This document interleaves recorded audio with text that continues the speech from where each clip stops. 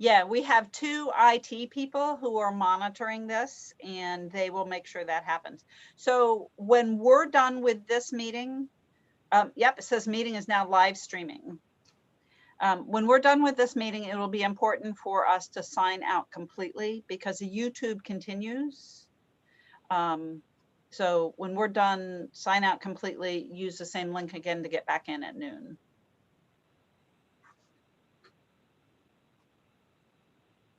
And the IT, whoever's monitoring, if somebody in the public has a question, they'll let us know? No, we have turned off the chat function on YouTube. That doesn't work for this. So the public, I mean, usually when we meet, the public doesn't have an opportunity. There's not an opportunity for public questions. And we can try to monitor our email, but and this isn't the last round for anything. Whatever recommendations you have, you give to the full advisory committee and people can react to those then. Here comes Julie. Yay.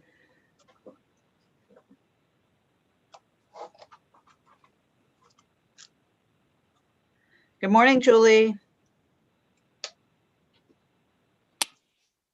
Hi there.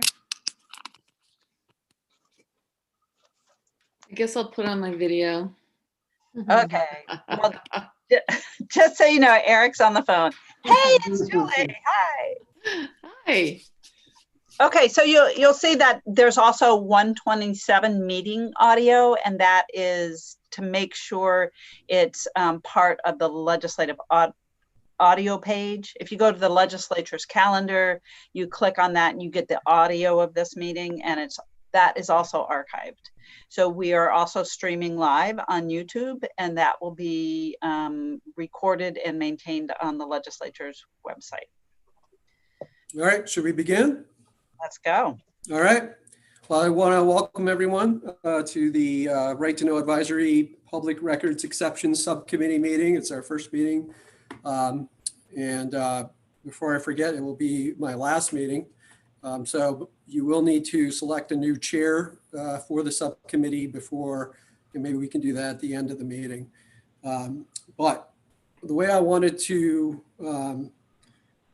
go forward, if it makes sense to everyone, and if it doesn't, we can do something else, is to maybe identify, and determining this might be kind of difficult, but and I'll only speak for myself. There weren't a lot of issues that I had with any of the exceptions that we reviewed for this meeting. And so in my mind, it would be easier to, if someone were to move to, if we were to first identify those exceptions that we did have questions or concerns about, and then move in the ones that no one had questions or concerns about all at once through one motion, and then start talking about those that we did have questions or concerns or suggestions even about. But I'm only speaking kind of for myself as someone who only had a couple of things. So just to get a sense from my fellow subcommittee members, if you could each, introduce yourselves each.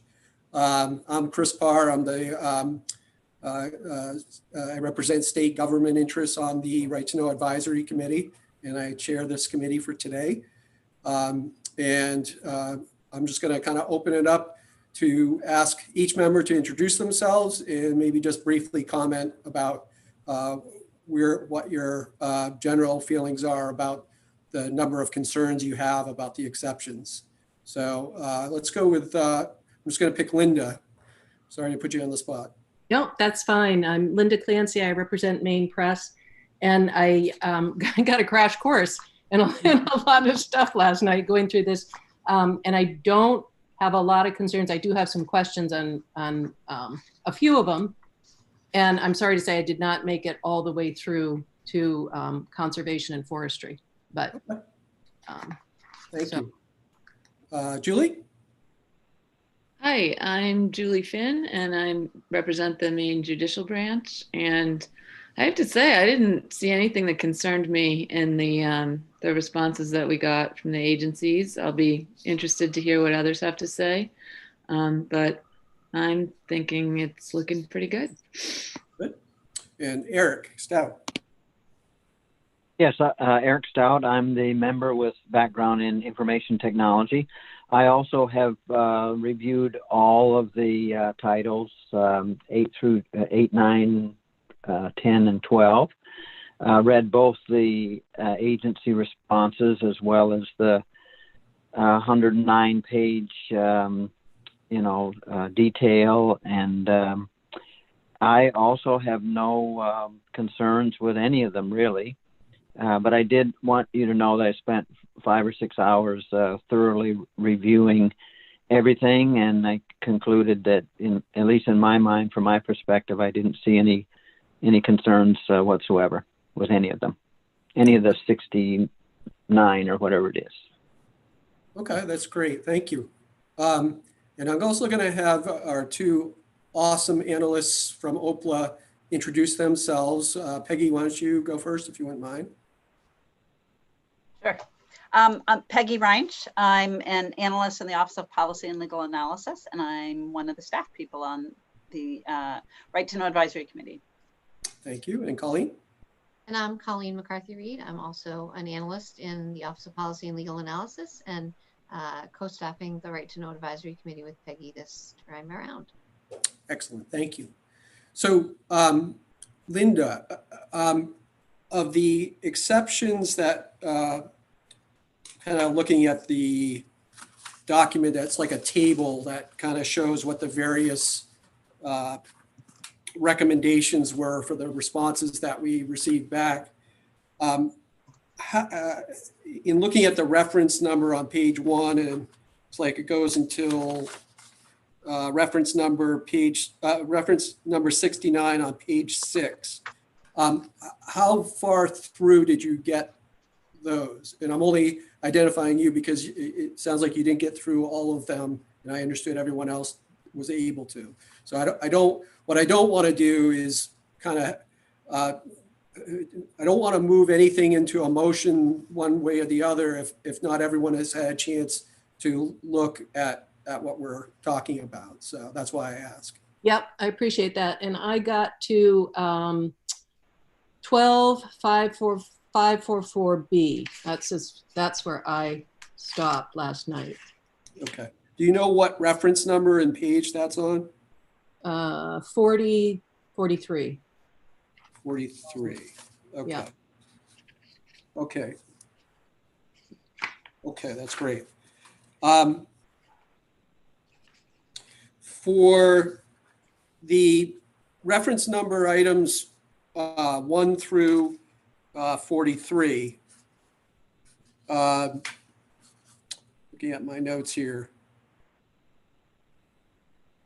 I myself had only one, not even a concern, just a, I think number 42 is a repeal is recommended.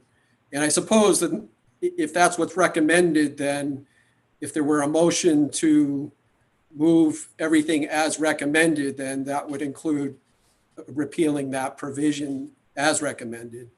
I think that's the only one maybe where there is some sort of, all the others for the most part are either already repealed or no changes recommended. Julie, in looking at reference numbers 1 through 43, were there any in there that you had concerns about?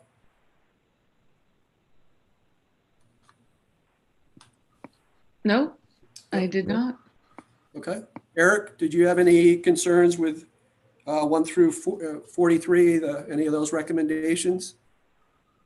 No, I didn't, and I just wanted to emphasize I did thoroughly review and study them because I was looking for something that might jump out, and they all seemed good and reasonable to me.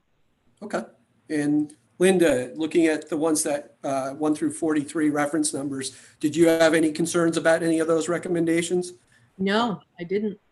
So understanding that the recommendations that were made on pages 1, 2, 3, and 4 through 1 through 43. Of course, some of these, there are no recommendations yet. But for those that are, and I'm just going to read them off, I guess maybe the easiest thing to do. Reference 1, reference 2, reference 17, 18, 19, 20, 21 through 27, 30, 31, 34 through 43. Those are all have some sort of recommendation, and it appears to me, by and large, they're recommendations of no change, and except for 42 is repeal.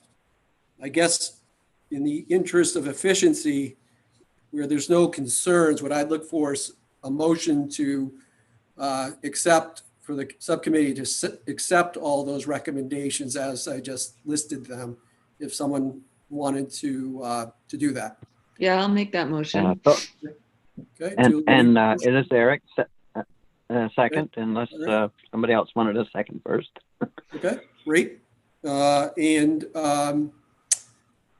Eric seconded, and I think at this point, is there any discussion on moving those as recommended that I just read off? And can I just clarify Yep. that the motion includes repealing 42? That is Title 12, Section 550B, subsection 6. Correct. That's the recommendation as I read it. So everything as recommended, when it's where it says proposed action, those are the things we're accepting as recommendations.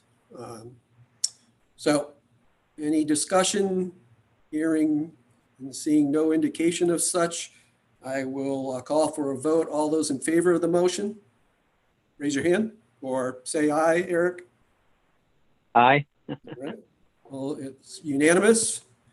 So excellent. We are done through page 4 for now. So I'm sorry, not through the entirety of page 4. We're at I guess 44. For the items that well, Linda, you haven't had a chance to look at these yet, and I don't want to. I guess I would ask you, what are you comfortable with in terms of how we work on this? Because I want to make sure that you're comfortable with. Are you comfortable with us looking at these as we go and kind of talking about them as we go in real time? Is that okay with you? Okay. Okay, you're on mute, but I understood you to say you're okay. I'm fine with that. And Okay. Yep. Okay. Ready to move forward on them. Great. Okay, so we are going to start talking then at, let's see, the first recommendation that appears and that we've been given on these pages is reference 55. We've already acted on those up to the 43 that I had listed off earlier. So if everyone could look at 55 and it looks like this is an exception. I'm just going to read what the summary here, which is great. This exception is regarding Title 12, Section 8005, subsection 1. It relates to Social Security numbers, addresses, telephone numbers, electronic mail address of forest landowners owning less than 1,000 acres. And that is, again, reference 55, wherever that is in our packet of material. So I guess I would open the floor up to any discussion. And if you need to review that, we can do that as well. Yeah, I'm trying to find that. Yeah, I am too. It's on page 84 in the big document. if you go back to the chart and you click on the statutory site next to number 55, it should bring you that right there in the chart. Oh, great. Yep, I Yep. found it. Electronically. Yeah. Yep, I'm there. Thank you. Yeah, so if you want to just kind of look at that for a minute or so, and we can start talking about it.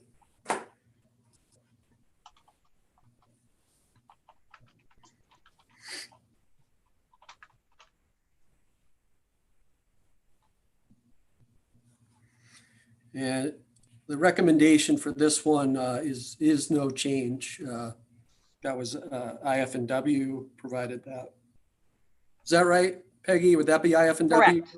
Okay. No, not IF&W. It's the Bureau of Forestry in the Yeah. Department of Agriculture, Conservation, and Forestry. Okay, I knew IF&W didn't sound right as I was. All right. Any discussion on that one? Or concerns?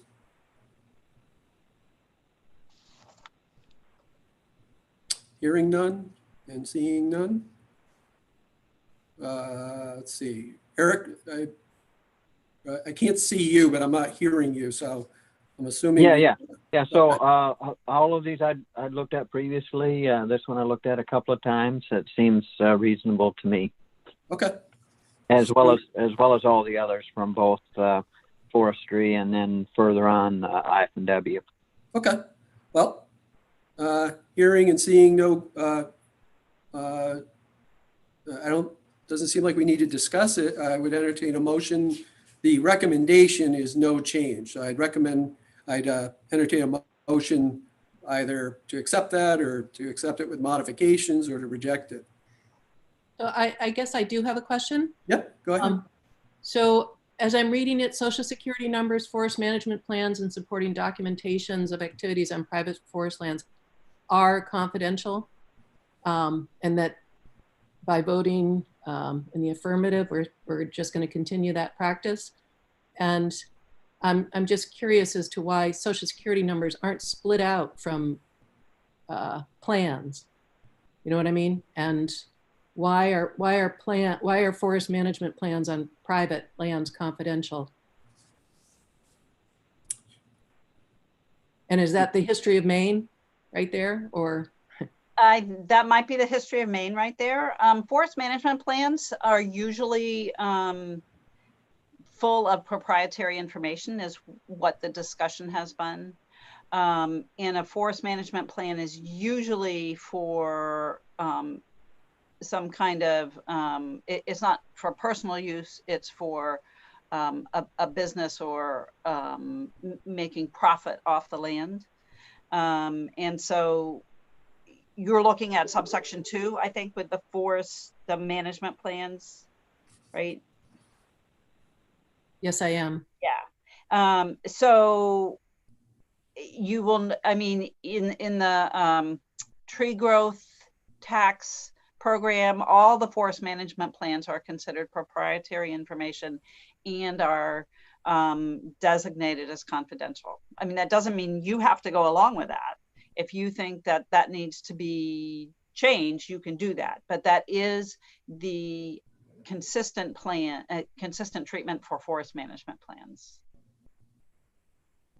And if we all look at the agency responses for the related reference that was in the email, and I guess it's posted on the website also for this one, the agency helps give context to the legal language in the statute. So I found that very helpful to read the two together. The agency response along with what the statute says, because they explain things in context. Right.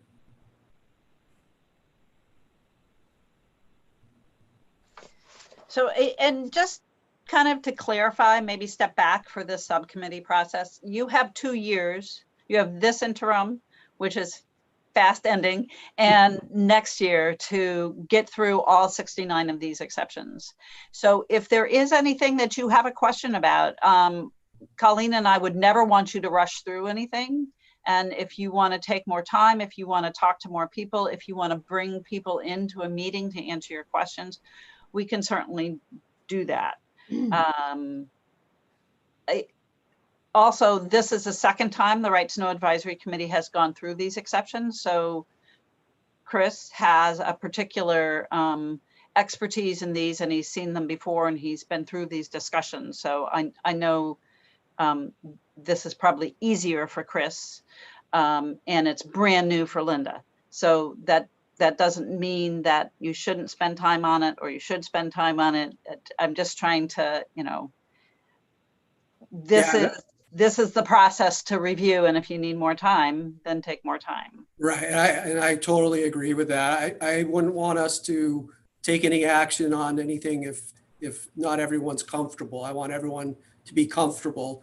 You know, maybe there will be disagreement, but I guess I want to make sure everyone is at a place where they feel comfortable, you know, voting one way or the other. So, this is Eric. I've got a suggestion to consider.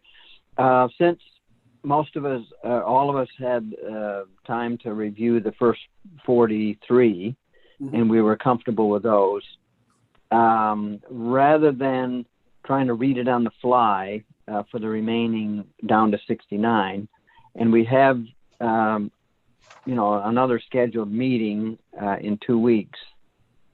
My suggestion would be, let's, you know, take it offline and have the time for those that haven't studied, you know, 44 through 69, to be able to read them comfortably, as well as the agency responses. Then we can come back to the table and be, you know, not feel like we're trying to read it and talk at the same time. That's just a suggestion. And sounds like we're losing Chris after this, but I guess that would be my suggestion, is to take the rest of them up at the next meeting when we've had time to really study them and crosswalk that to the agency responses, so we more fully understand.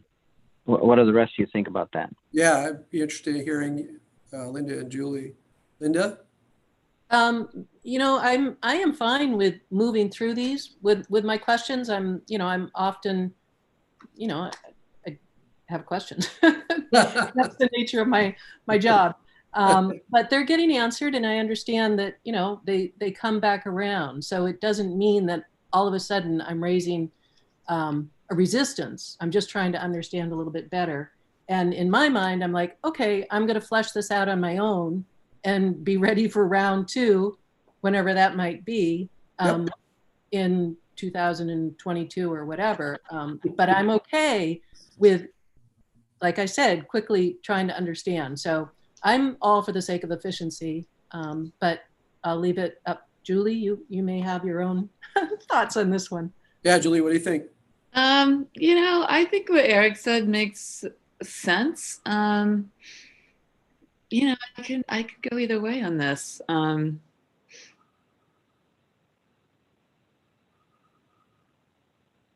Yeah, I guess that's about it. I mean, I think it makes a certain amount of sense to, you know, maybe review offline, but if we have time to do it in the meeting, I'm not opposed to that either. Okay. Linda, where maybe just where are you at in terms of the one that we were just discussing? In reference number 55 is only about subsection 1 on page 84. I mean, subsection 2 we'll be talking about right after we finish. Right. And yeah. So. And I'm looking through all of these that are pretty similar, and I realize it is how Maine has operated for probably centuries. So it's a bigger issue all the way around, however. So I am okay actually with going forward and voting on these now, and then I will, like I said, flesh it out. Right. Peggy, out of curiosity, and you may not know the answer to this, is this we're in subsection 1, and then what we're going to be talking about subsection 2 right away, pretty quick here.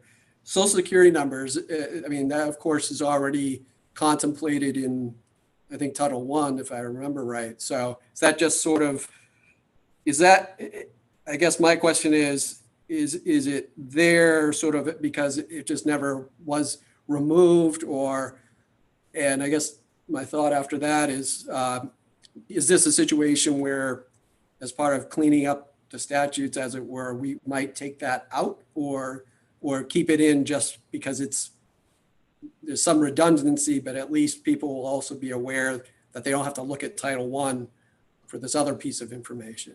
What is the thinking?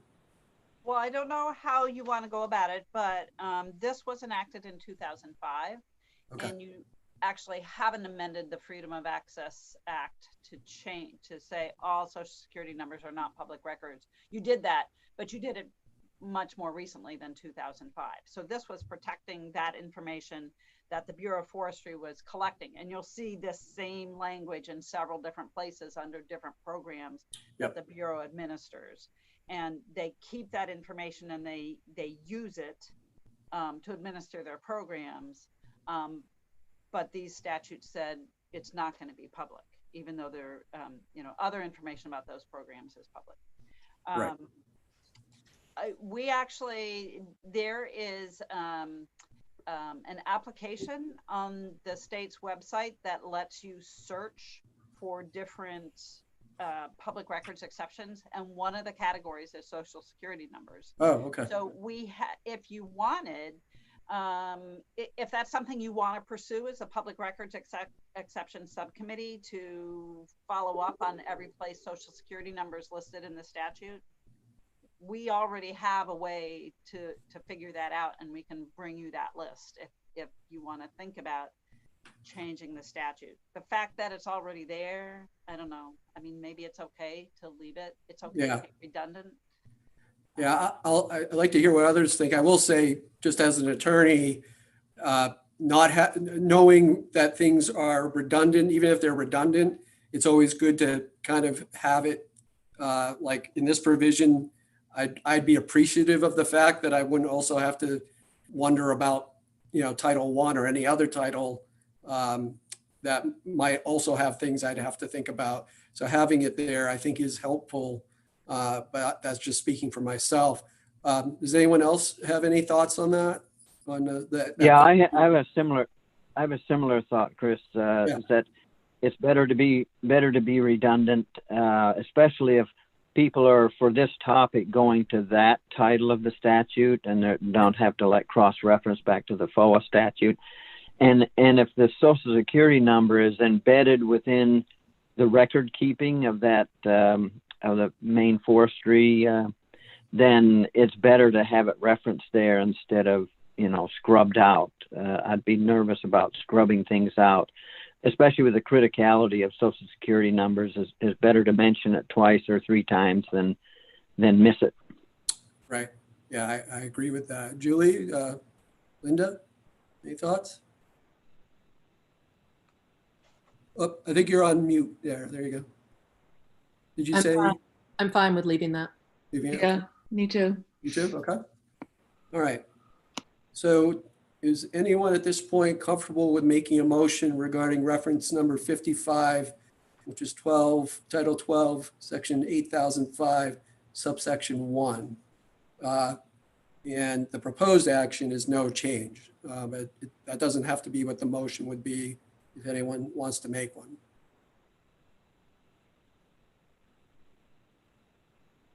Anyone?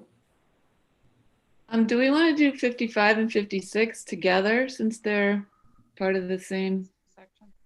Yeah. Sure. Yeah. It's 57. I haven't looked at 57. Is 57? 57 is also that same section. Yeah. 8005. Does it make sense to include that, or should we do that one separately? I haven't had a chance to really look at that one again. Well, in the agency response, I see they lump together 55 through 58, and I don't know what the significance of that grouping is, but I would suggest we kind of do them in batches rather than, 15 separate motions to get down to 69. Right. I guess my thought is that since 56, 57, and 58, I mean, I'm sorry, 55, 56, and 57 all deal with the same provision, section, but they're just different subsections. I might be more inclined to take those three and then move on to 58, but I'd be open to any motion that anyone wants to make. All right, well, I'll move to accept the recommendation of the Bureau of Forestry and make no change with respect to reference numbers 55, 56, and 57. Okay, I have a second on that. I'll second it. All right. Go ahead. I'll defer to Linda. I heard Linda first, but thank you, Eric. All right, any discussion? So the motion is to, for the committee to recommend accepting the no change recommendation of reference 56, reference 55, reference 56, and reference 57. All those in favor? Raise your hand or. Aye. All right, so it's unanimous there. Okay. So now, Eric, you just mentioned reference 58. And this looks like this is Title 12, Section 8423-C, subsection 4, and it relates to pre-salvage and salvage timber harvest reports. Is that, Peggy, your understanding sort of this idea of proprietary information, sort of the same rationale or that's used to make that exception, or? Yes, and I think they even mentioned when this went into effect. The Judiciary Committee had quite a discussion with the Agriculture, Conservation, and Forestry Committee about limiting what was in that exception, and it was originally a much broader category of information that was going to be confidential, and they worked through it and negotiated it down to a smaller amount of information. So and they made sure that summary reports would be available. So the information is available. It's not just available for an entity that's reporting the information. Okay. Okay. So this was actually specifically talked about, and it was broader and brought down to make it a bit more transparent. It sounds like, if I understood you right. Is that right? Yes. And Linda? Yeah. Sorry, this was for environmental reasons when they did talk about it. Is that what was going on? I don't think it was just environmental reasons so much as let's just make sure that you're not keeping information confidential that doesn't need to be confidential. And I guess it's based on the spruce budworm risk, although I'm not sure that's as much a risk anymore. Or spraying for the budworm. Oh, it actually says that implementing rules have not been promulgated, so no reports have been received. So they don't have any information that they've held, so nobody has asked for it. Okay.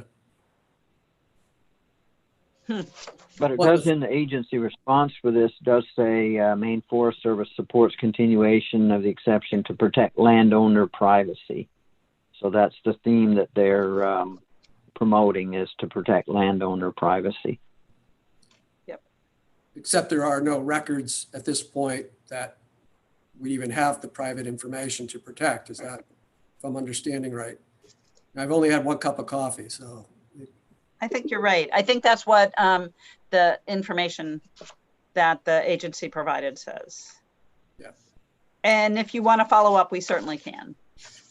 Well, I guess the only question I have, I don't have really an issue with it myself. I I do wonder, I'd be interested to hear what my fellow committee members think about having an exception for records that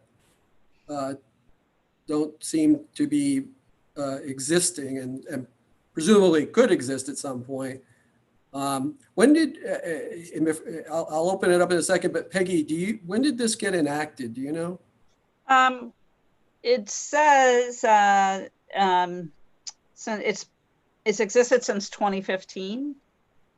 Okay, so it's been about 5 years, 4 or 5 years. Okay, all right. Anyone have any thoughts on this, on the recommendation or on anything about it?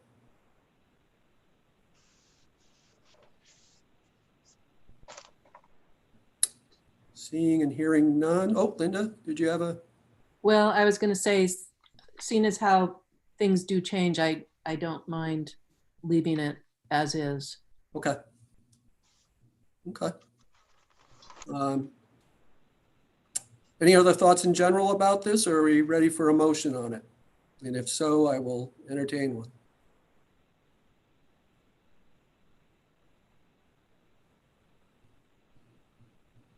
Not seeing any interest in discussion. Do I have any interest in a motion?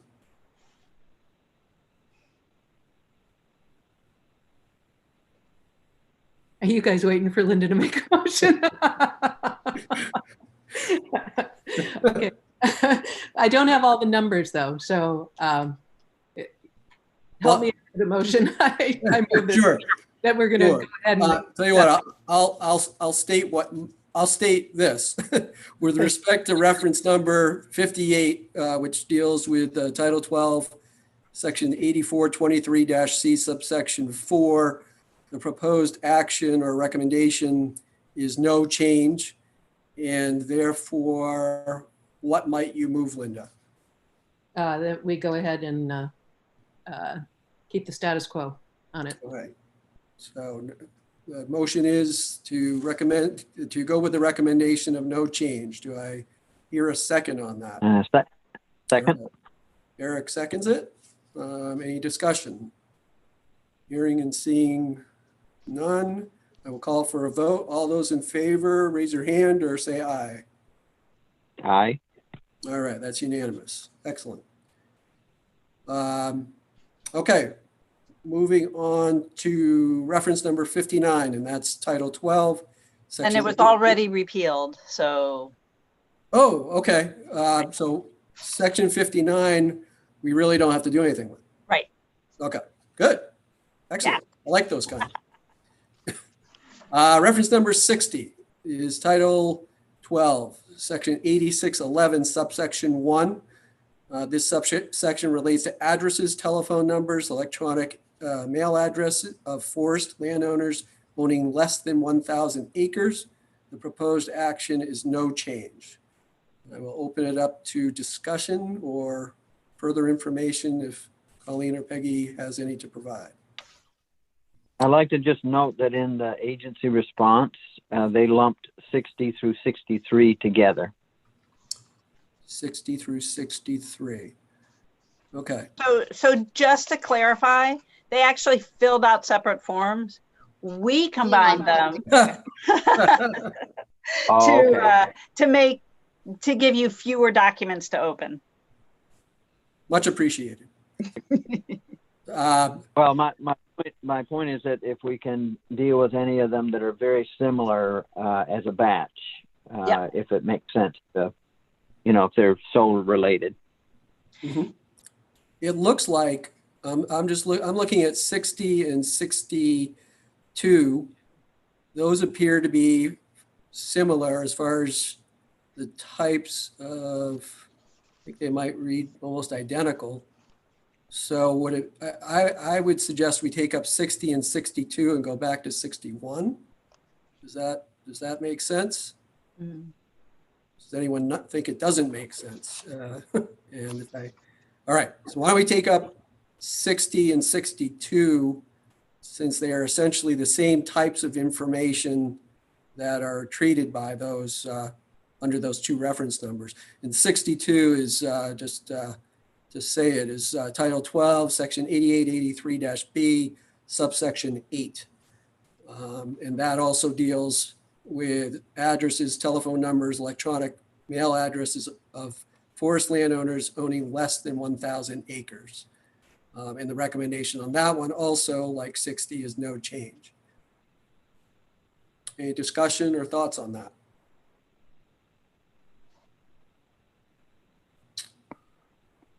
Seeing and hearing none, I will entertain a motion.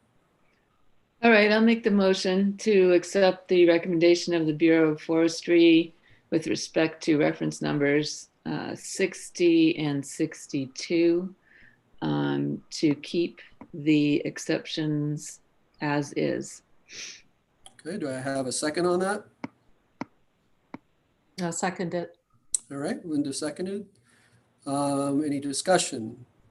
Hearing and seeing no indication of such, I will call for a vote. All those in favor of the motion, raise your hand or say aye. Aye. All right, that's unanimous. So 60 and 62, we have addressed. Moving back to reference number 61 now, which is Title 12, Section 8869, subsection 13. And this deals with forest policy experimental areas. And that one I myself need to look at, and if anyone wants to, or Peggy, if you want to provide any information, or Eric, I know you looked at these quite a bit, so I don't know if you have, either of you have any comments.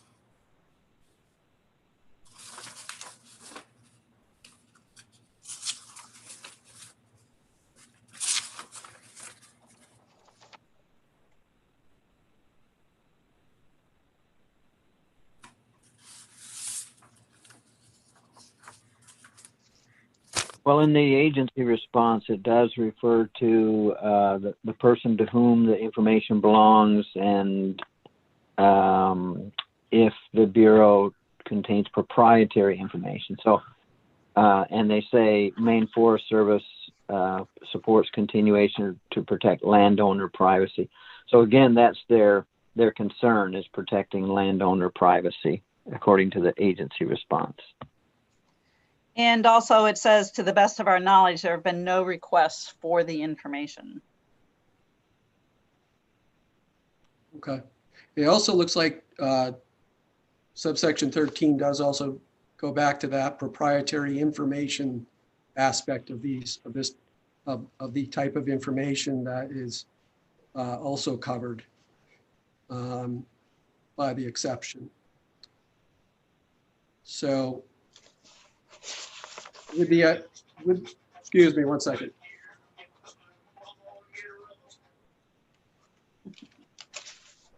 My son's ringtone is Johnny Cash, and I just heard it going off. So,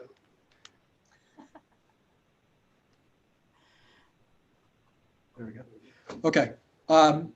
So, any thoughts on that one?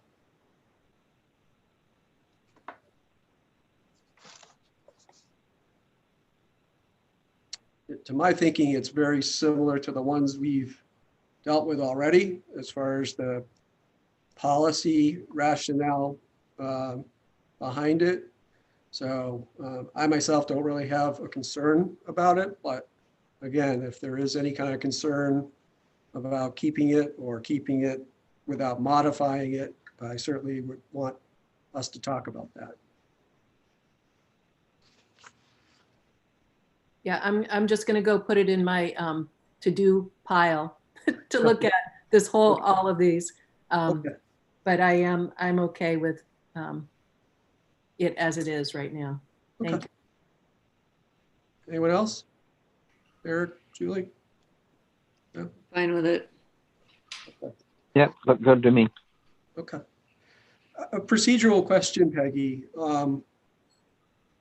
Would we, and it's been a while, a few months, and as you might know, a lot has happened during the past few months.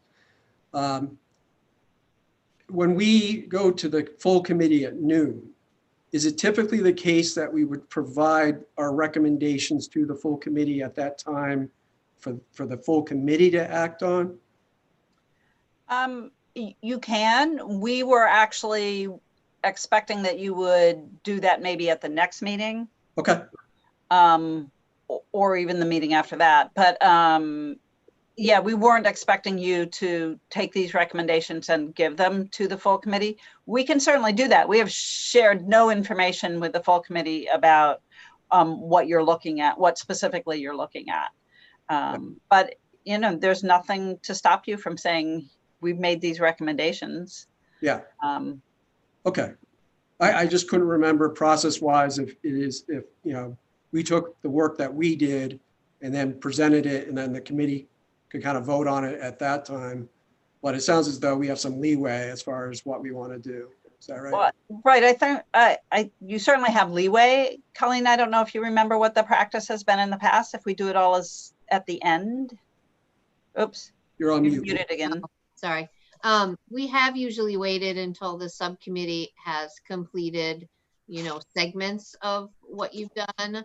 Okay. So in the past, we've, you know, the subcommittee has, say, finished all the ones that we expected to get questionnaires from, and we've presented them sort of all as a package to the full committee. So typically we've sort of done it either the third or the, you know, the third meeting sometimes, you know, and then before the final meeting of the Right to Know Advisory Committee. Yep. But it's really. But if this is your swan song, Chris. Yeah. Yeah. Right. If you want them to take action on, you know, the number of ones you did today, you can, but usually we put them all together and, you know, you present the chart to the full committee and they go through the recommendations of the subcommittee, and then they they do have to accept them. And they typically do as a group.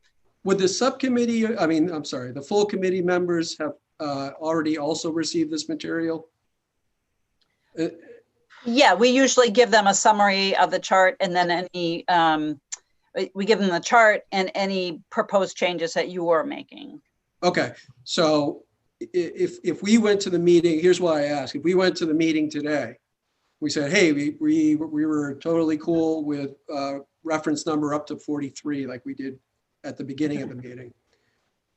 Would they have had a chance, and do they already have the materials themselves to know what we're talking about? Okay, so I guess I don't want to do anything then, because I want everyone to have had a chance, you know, by way of making a recommendation to the full committee of our work today. I don't want to do anything because I want the full committee to have had a chance to look at these materials before we start making our recommendations. Does that make sense to everyone? I just think it's just a more— Yes, and likewise from the public's perspective, they need it's, you know, we should have those things posted out there in advance instead of, you know, jumping them at the last minute. So so for both reasons, the committee and the public's review, for those interested, to have that out, the materials out there in advance. That makes perfect sense to me. It's certainly much more transparent, and it gives people a chance to look at these. So, okay. So that said, I've just talked for a long time and I'm trying to remember where we were. Reference number 61, did we vote on that? We have not voted on that. And is there a motion pending on that one? Not yet. Not yet. All right. So I would call for a motion with respect to reference number 61 that we just discussed. Sure. Okay. I'll move to accept the recommendation of the Bureau of Forestry with respect to reference number 61, which recommends no change. Okay. Do I hear a second on that?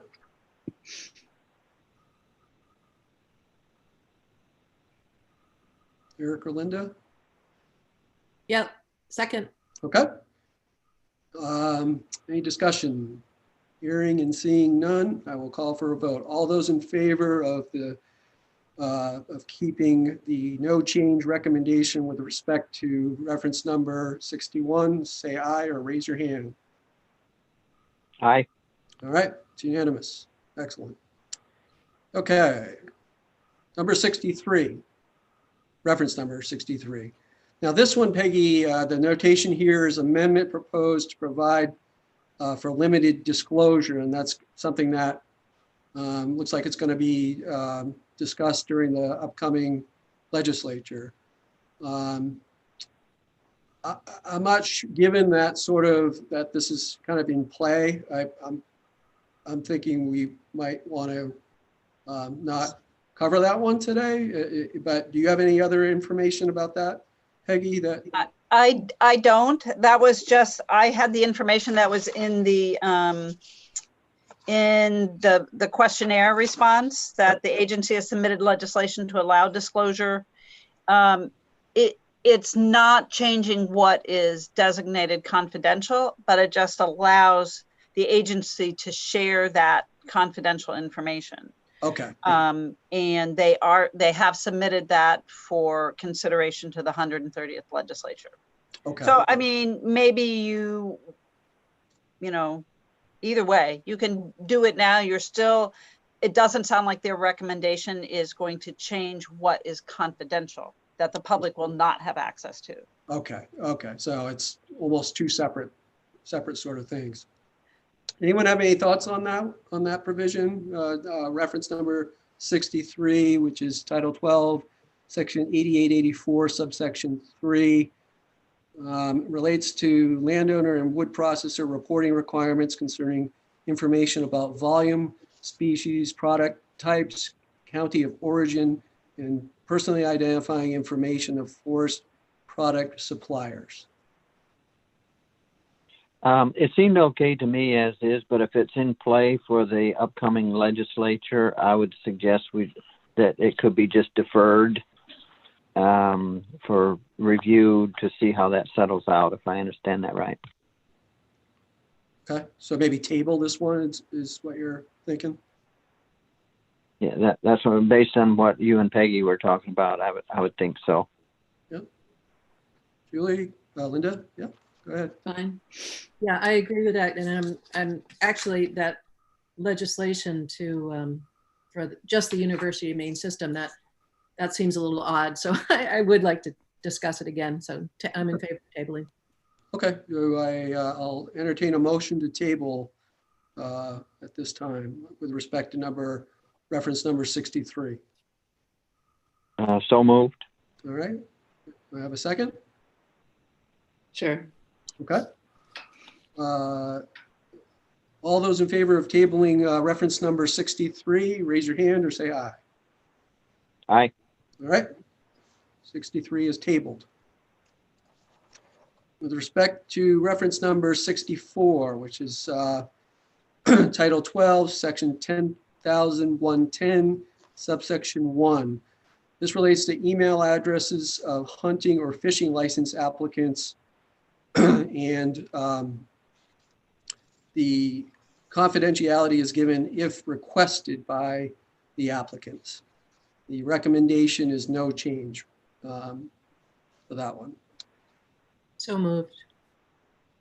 So, you're moving that one? Okay. Do I have a second for that? Second. Okay. Any discussion? And I'll look to everyone, but this was one where I did have just a comment and a suggestion myself, but I'd like to hear, did anyone else have any thoughts on that one?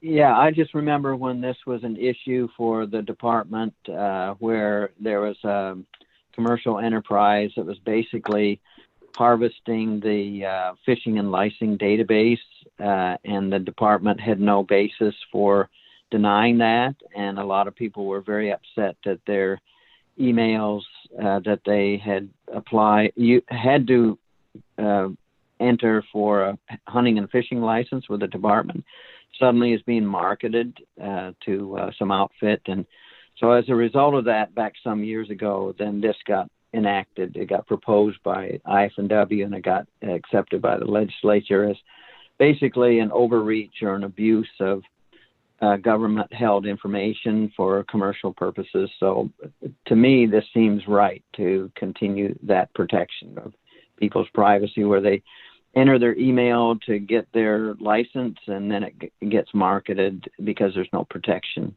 for that. So this seems right. Yeah. Any other thoughts on that one? Here's what I don't have any concern with it at all. What I would want though is one of two things. Either right now you have to opt in. You have to actually request that it be confidential in order for it to be protected. I would rather the default be that it is protected unless you opt out. I might be getting those two phrases backwards, but my point is that if someone wants rather than someone has to say, no, I don't want that distributed, I'd rather the statute say that they have to say that they do want it able to be shared. The other option would be to just strike out the idea that it has to be requested altogether and just say it's confidential, period. And there's no action that needs to be taken by an applicant in order to ensure that it remains private and confidential. So those were my thoughts. I would also be in favor of strengthening that, because when people submit their private information for some governmental purpose, such as to get a license from the government, it really shouldn't be open season, so to speak, on selling their or releasing their private information, which was not for a governmental for marketing purposes. So I think this was the department's initial trying to protect that, but personally, I would be in favor of strengthening that, because marketers really have no business of getting that if it was submitted for a governmental purpose. Yeah, just to comment on that, the idea, I mean, it's not to say that the applicant wouldn't have the option of, hey, well, no, I do want to receive information from, these different stores or whoever gets the email, but they'd actually have the ability to make that decision rather than have to know that they have to, request that it be protected. But Linda or Julie, did you have any thoughts on this?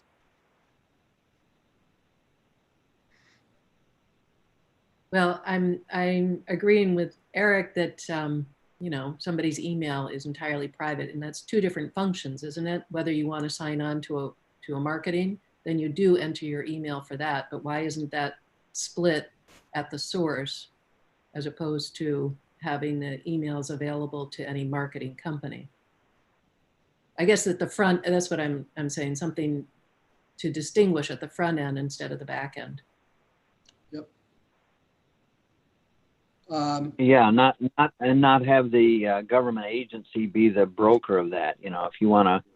If you want to get on the mailing list for LL Bean or whatever, then you go to LL Bean. You don't have IF&W be the arbiter of that. Okay. So if understanding what you just said, Linda, and what you just said, Eric, are you suggesting that it just be confidential, full stop, and if people want to give their email addresses to whoever they want, they can do that? Or have I misunderstood? I guess my thought is that we could approve this as a committee as it stated, but then we might consider suggesting back to IF&W that if they want to strengthen this even further to make it just, take IF&W out of the Moses system out of the loop at all for opting in or opting out, that there seems to be favorable, at least with this subcommittee, favorable to approve that if they wanted to propose that. But I think it probably needs to come from IF&W or from their committee rather than generate from us. But so I guess my suggestion is to approve this as is. And if we thought that we wanted to convey to IF&W that if they or their committee wanted to tighten this even more, that they might consider doing so in the next round, in the next legislature. I guess that's my thought, is it should come from IF&W. Any thoughts, Linda? Eric, enlighten me on the Moses system. I'm sorry, I'm not really that familiar with that. Yeah, so Moses is the main online sportsman electronic system. So that's the system, the database, that if somebody wants to get a hunting or fishing license through the state, through Inland Fisheries and Wildlife, they have to enter their request for a license through that system, that online system. And part of that is that, well, you know, what license do you want? I want a fishing license. And then they have to enter, well, who are you? And what's your email address, so that we can let you know that it's been approved, and then you can have your license. You can even have, there's a mobile app now that you can have it loaded onto your cell phone, so that you can then show the warden, here's my license right here on my cell phone. So it's very convenient electronically, but that's why they have to enter that into that database, which is held by the department.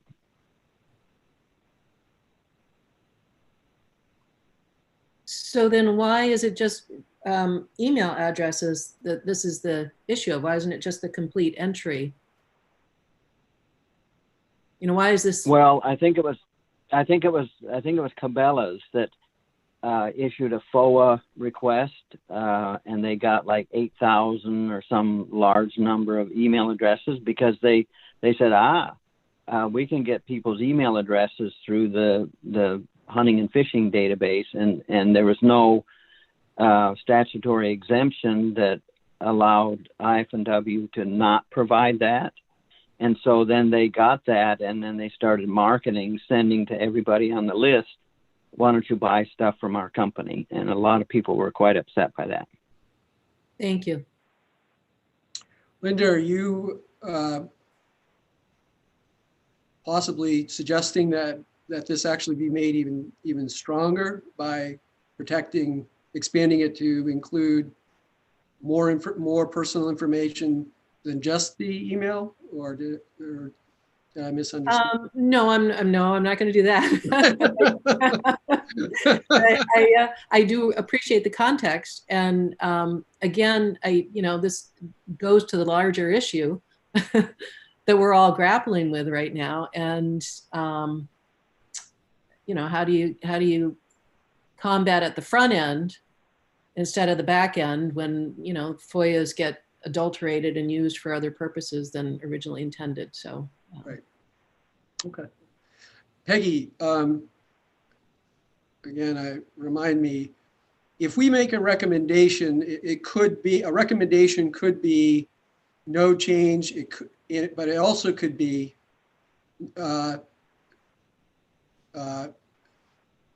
we're not going to say no change actually, but we want to we would recommend we recommend that it stay in effect, but that this change to make it stronger, we could make that as a recommendation too. And where I'm going with all this is, the question I have is, this would be, if we said, and I'll just use what I'd be interested in is, if we said, yeah, we recommend keeping the exception, but making it so that it is that the person has to opt out of or opt into providing their email, as opposed to having to opt out, which is under the current statute.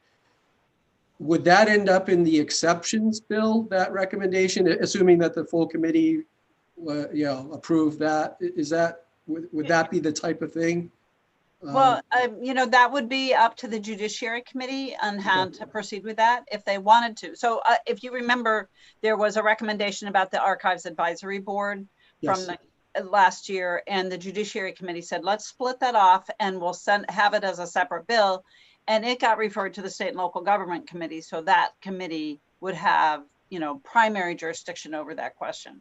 So if the full advisory committee made a recommendation, just like you suggested, that this information is confidential, however, an applicant for a license can say, it's okay, you can release my email address. If the whole advisory committee sign on to that, and then it gets to the Judiciary Committee, then the Judiciary Committee gets to say whether or not they want that proposal included in a bill. They could put it in a separate bill and expect that that bill get referred to the Inland Fisheries and Wildlife Committee, or they could keep it in their bill and let Inland Fisheries and Wildlife know it was there and then still have that discussion. Okay.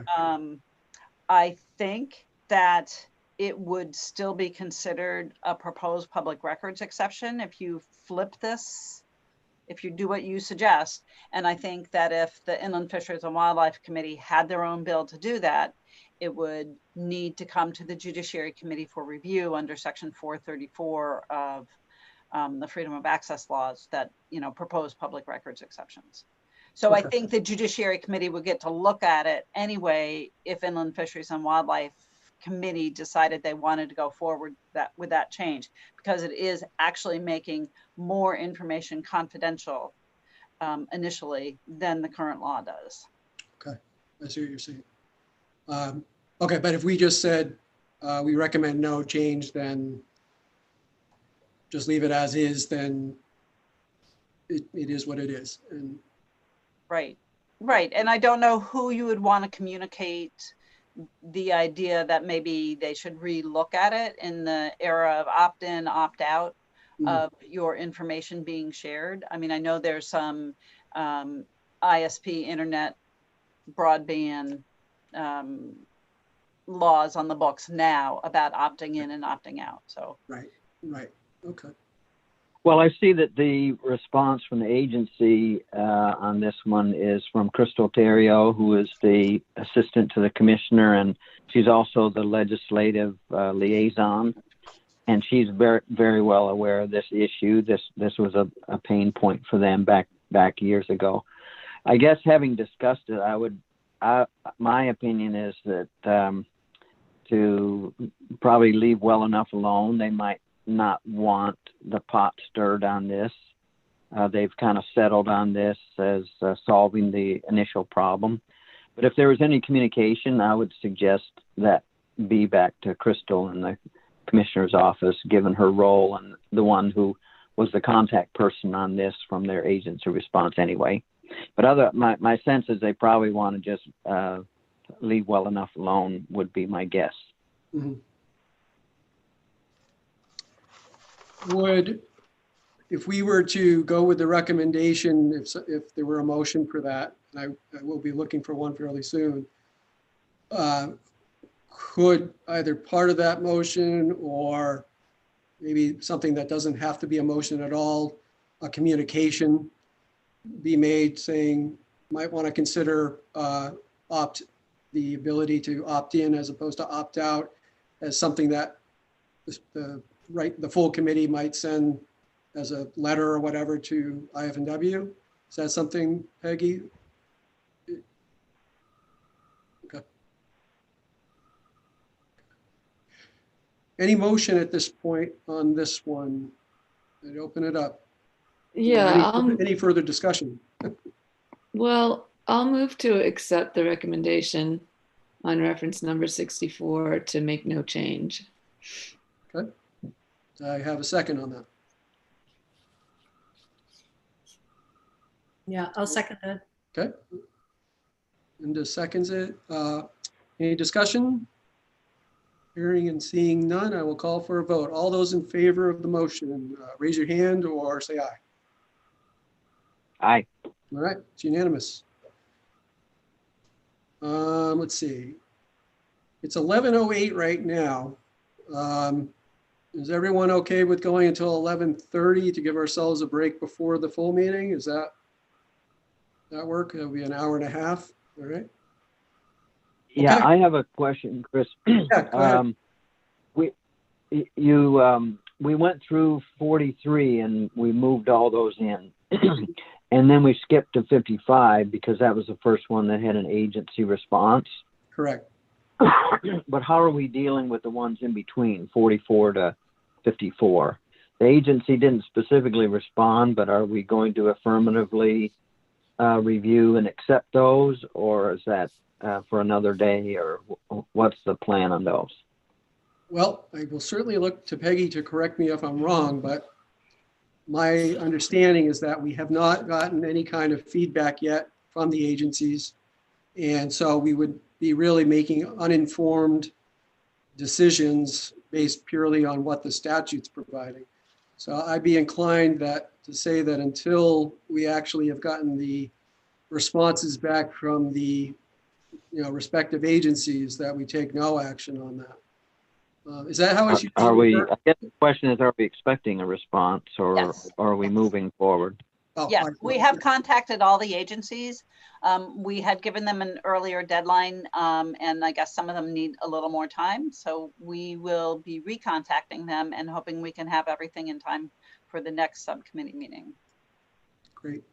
And we still have 2 years. I mean, we have Right. this time, and then, Yeah. so it's not like a huge rush, but yeah, if we can take care of a lot of these, that'd be great. Okay. So 64, 65, we are moving on to. That's going to be Title 12, Section 12506, subsection 8. And this relates to eel, sucker, lamprey, and yellow perch harvesting reports.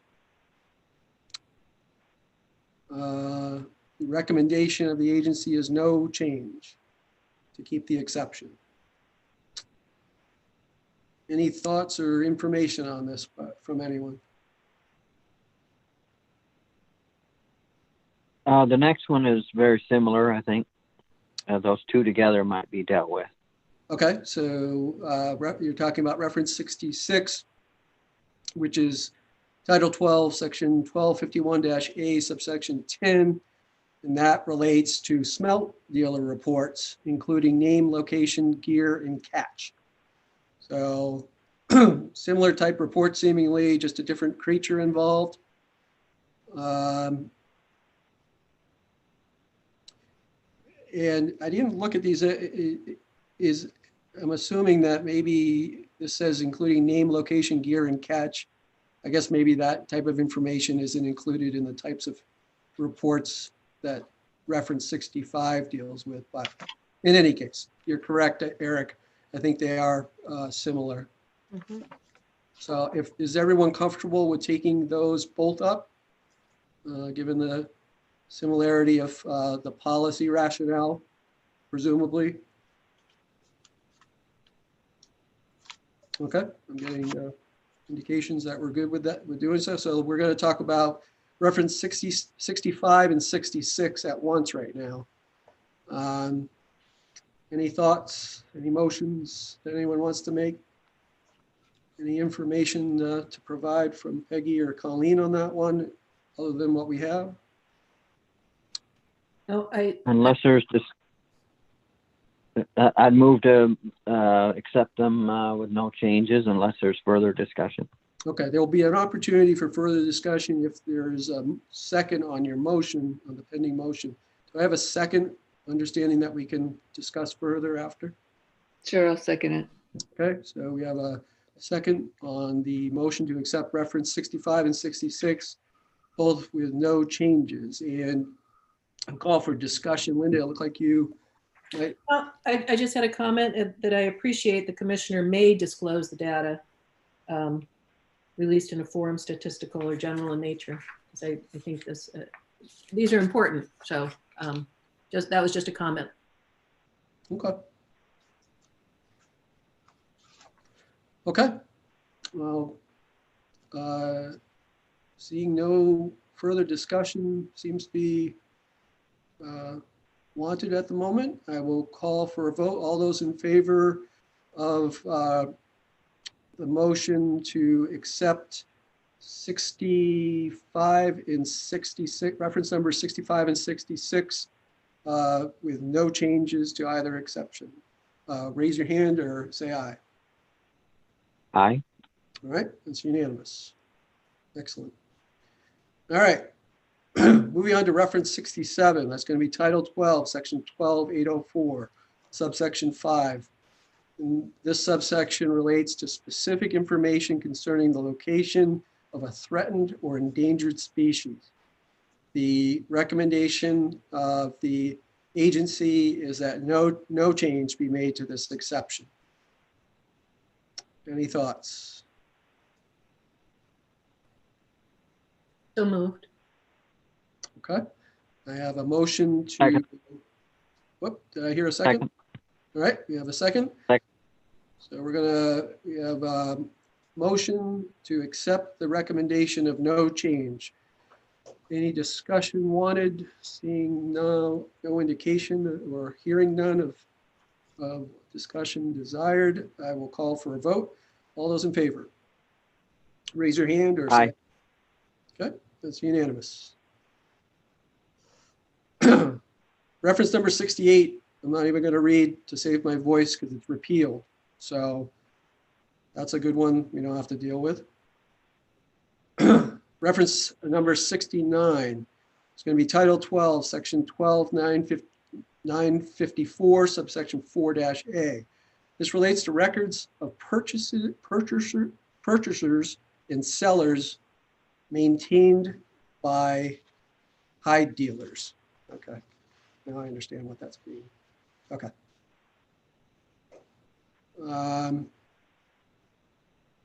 Any thoughts on that one? Anyone? Bear gallbladders?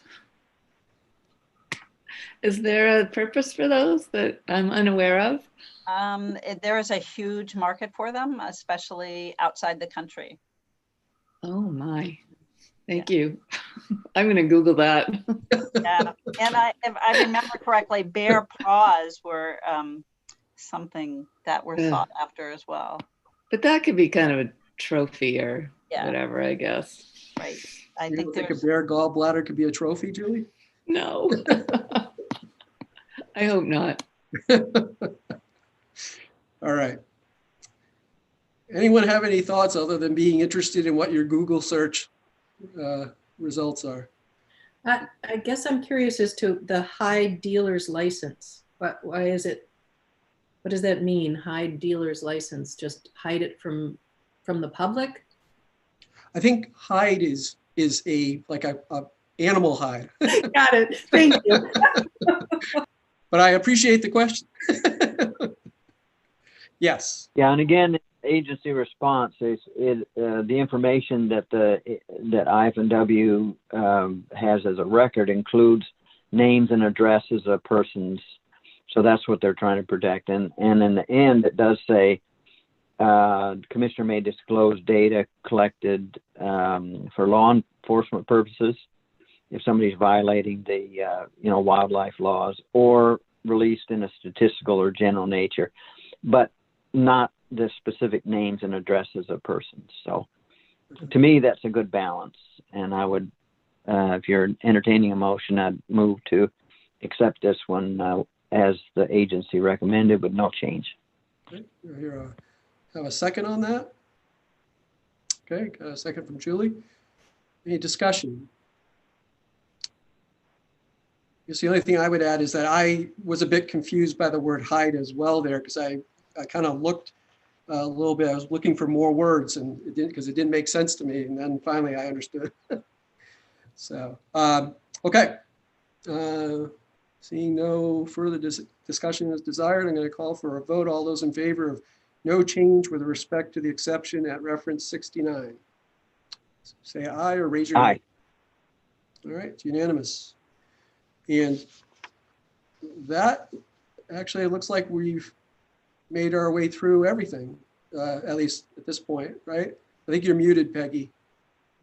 Yes, it looks like you have, and it looks like you've accepted all the recommendations that were made, including the repeal of section of reference number 42, except that you have tabled reference number 63 in anticipation of reviewing whatever the amendment is that's being proposed for next year.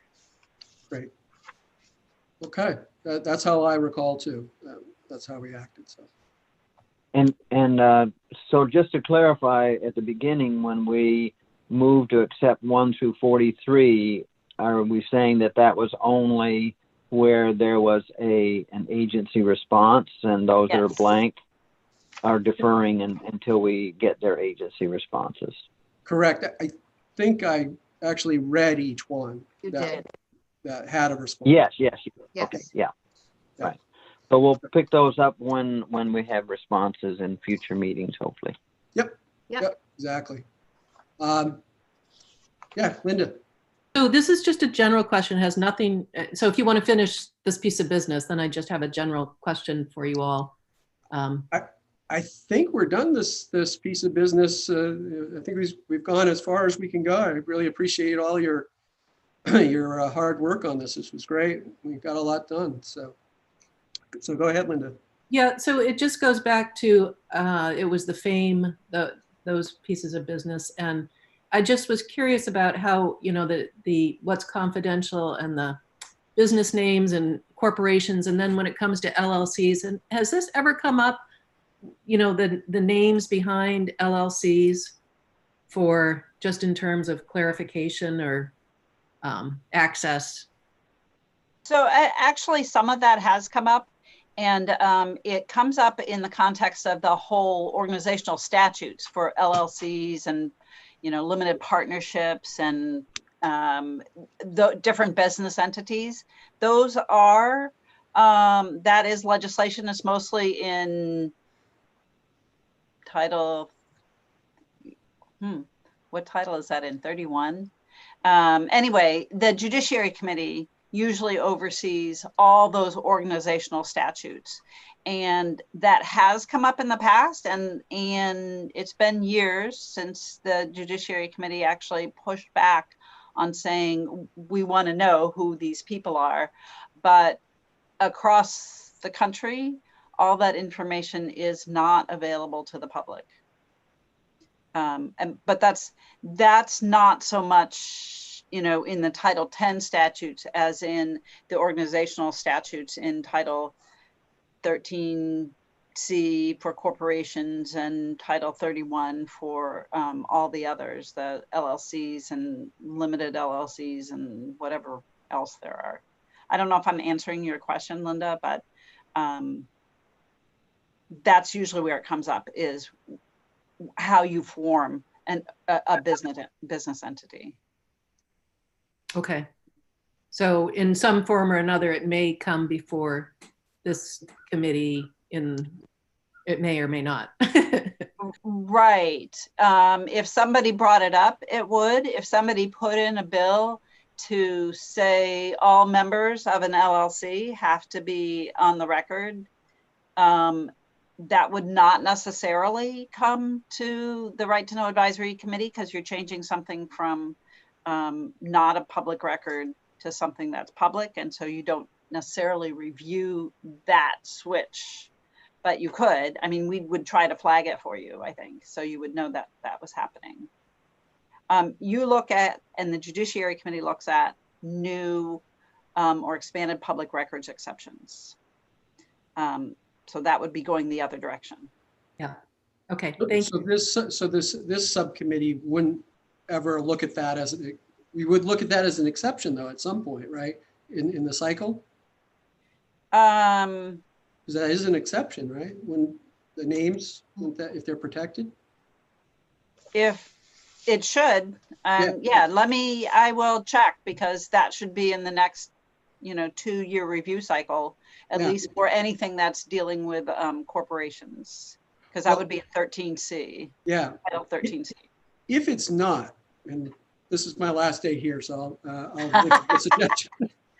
You're good through the 9th, Chris. Oh yeah, that's right. Okay. But I don't think we're meeting, though. No, I guess not. Today is the last day. But if I'm understanding maybe Linda's question, and please correct me if I'm wrong, Linda, there might be this question as to whether or not that's worth looking at. And if it turns out that that's a provision that has not been looked at routinely when it's gone through the cycles, I don't see why we couldn't add it to this cycle. Would there be any issue with that, Peggy? I think that you can add things. Well, but I would say only if it hadn't been reviewed before and if it was appropriate to review. If it's Right. come up before and it's reviewed, I certainly wouldn't want to add work to a committee that I'm about to not be on. So, You know, I am trying to search the database for what we normally look at, and I am not finding like limited liability companies. So we might not have ever identified it as a public record exception. okay. Well, I will. And you know, it kind of depends on what's a public record. If somebody makes a filing as a private entity with a state agency, it's Secretary of State's office, because that's how you form one of these business entities. Is that a public record? Right. And certainly some of it is a public record. Right. Yeah. Okay. Well, food for thought. Yes, and unless there's a desire to do any such thing as I just suggested, I'll leave it there and turn to the remaining last work for today within the past 5 minutes, which is someone needs to be the new chair. So I would call for discussion on that point by my remaining subcommittee members. I'd like to just say that I'm better as a follower than a leader, so I'll defer to somebody else. Well, so am I, Eric. I guess I'm going to nominate Julie. I was going to nominate you. Either that or a new person. Yeah, no, right. Maybe there's a new person, but I'm still the newbie. So sorry, Julie. All right. Well, do I have a motion? I have a nomination motion. Do I have a second for that? Eric or Julie? I guess it would have to be Eric. Wait a minute, who was nominated? Julie. I'm sorry, Linda's nominated Julie. Okay. Do I have a second for that nomination? Eric. Well, if Julie's willing, I would second that. All right. I guess I have to be. All right. All those in favor, and I think I can vote on this, so I'm going to. All those in favor, raise your hand or say aye. Aye. All right. Congratulations, Julie. Oh, thank you. All right. Yeah. Thank you all very much. Excellent work. This was great. I really enjoyed working with you all. So. Well, we'll miss you, Chris. Likewise. It won't be the same. It won't.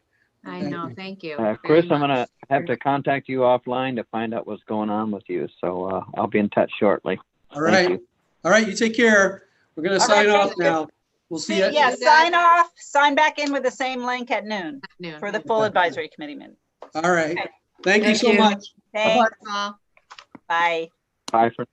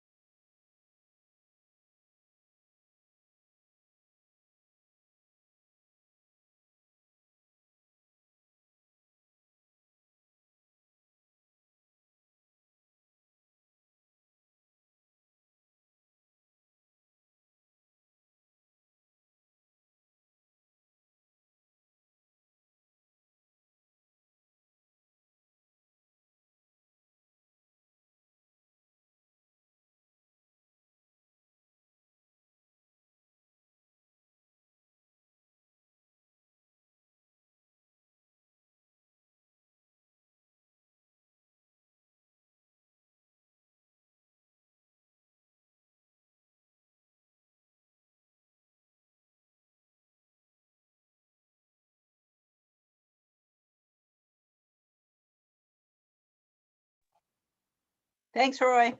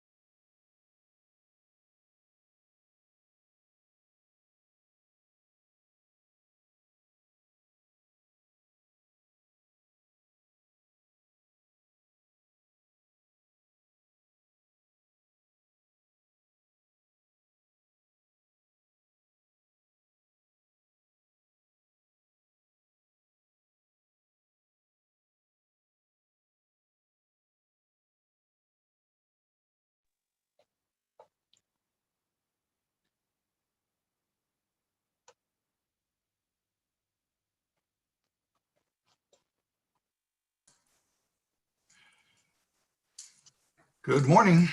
Good morning, Tom. Just so you know, we're already streaming live. Okay. So, Don't say anything inappropriate. yep. All Make sure righty. Do my you're- best. Yeah. How are you doing? Good. Good. So we're trying out our new background. What do you think? Very nice. Very professional. I have the same old background, sort of disheveled bookcase. Staircase. Yep. Oh, I can change my name too. Who should I be today? We know you as Peggy. Yeah.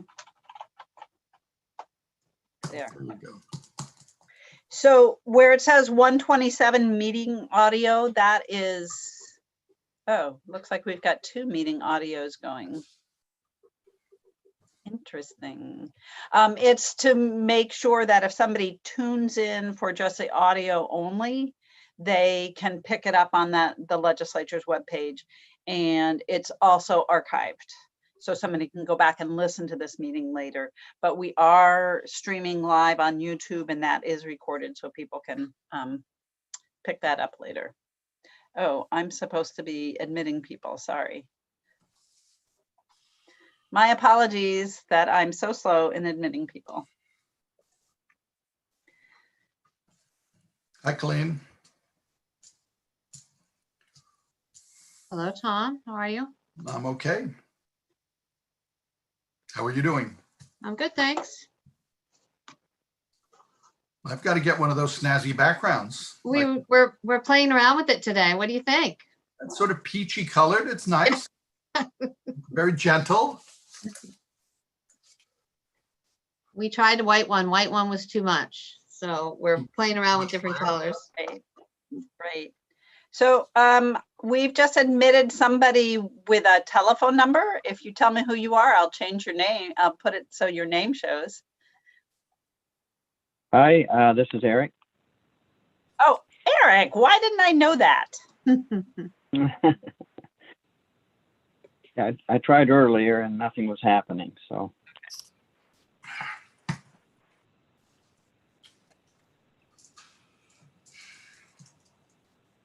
There we go.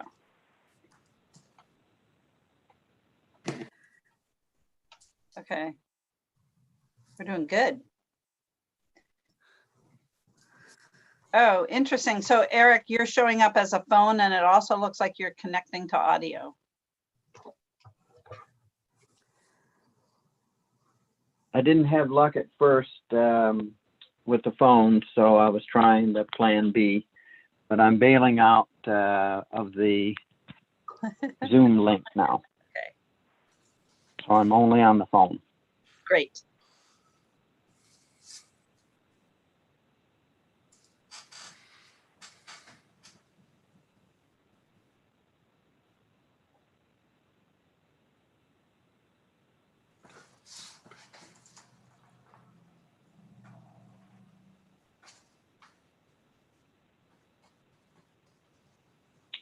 I'm still here on the phone. You can hear me, right? Yes, we can hear you. I'm sorry, we're just not, we're waiting for other Yeah. people to Sure.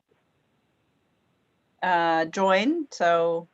Yeah, just doing a sound check. So I'm going back on mute.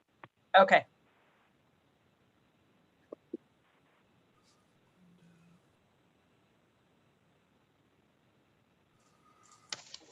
I should have my list of members here so I know who we're still missing.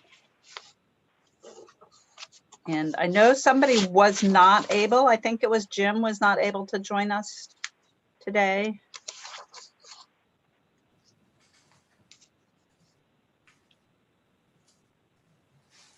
I think, oops, Jim is in. Yep. Great. And Amy, so we've got a few more maybe. Okay. So we're looking for Luke and Taylor. Paul. And Paul? Paul. Yep. Yep.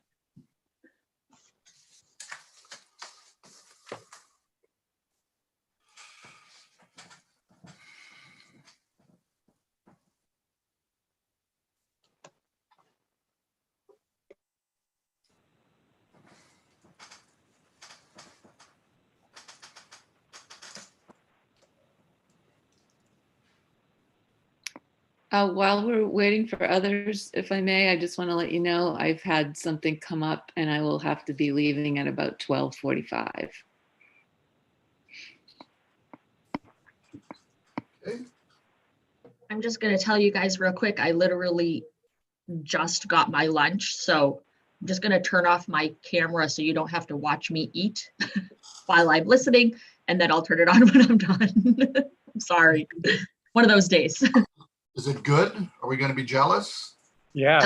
I mean, it's Popeyes. I suppose it could be worse. Are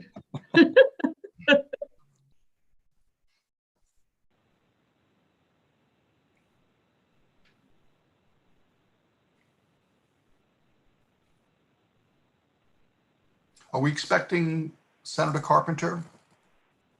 I reminded him of the meeting, but I don't know. Okay. So I would say do not hold things up for him. Okay. So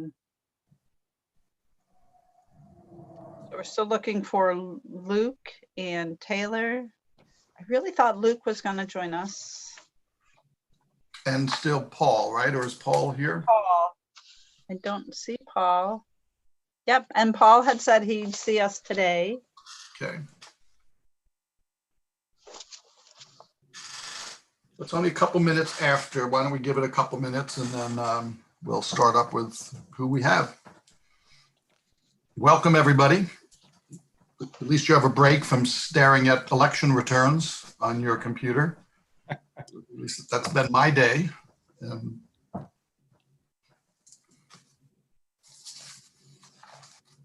And they change very, very, very slowly. It's like watching paint dry.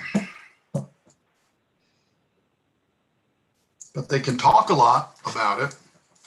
They have lots to say. Wheels of democracy turn slowly, you know. Yes. We have somebody in the chat. Well, another eater. Okay.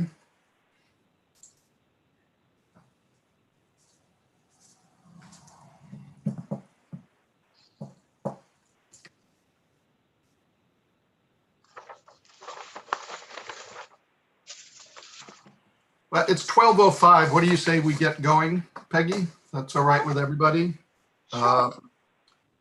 And we can start with brief introductions, and it's going to be easiest if I just call on people, I think, rather than everybody trying to speak at the same time. My name is Tom Harnett. I represent House District 83, which is Gardner and Farmingdale, and I serve as the co-chair of the Right to Know Advisory Committee. Suzanne. You're muted. Suzanne Goucher, Maine Association of Broadcasters. Thank you. Phyllis? Phyllis Gardner, the Attorney General's designee on the committee. Judy? Judy Meyer, representing Maine's newspaper publishers. Brenda? I'm Brenda Kelty, Public Access Ombudsman. I'm not a member of this committee, but I'm an interested party. And you always join us, and we appreciate that. Linda? Hi, I'm Linda Clancy, representing Maine Press. Julie? I'm Julie Finn, and I represent the Maine Judicial Branch. And Amy with Popeyes? Hi, I'm Amy Beveridge. I am representing Maine Broadcasters. And Paul? I'm Paul Nicholas. I'm representing municipalities. Christopher? Hi, I'm Chris Parr. I represent state government interests. Jim? Jim Campbell, Maine Freedom of Information Coalition. Eric? I'm Eric Stout. I'm the member with background in information technology. And Luke?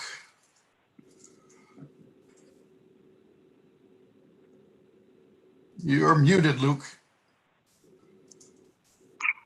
Hi, this is Luke Rosenthal representing the public interest. Great, and we're also joined by Okla staff, Peggy Reinsch and Colleen McCarthy-Reed. Did I miss anybody who's on the call? Good, then we'll start going. Well, welcome everybody. I'm glad we can get together, and as much as I think I'm going to get used to this format, I find it a little awkward every time I sign on to one of these things.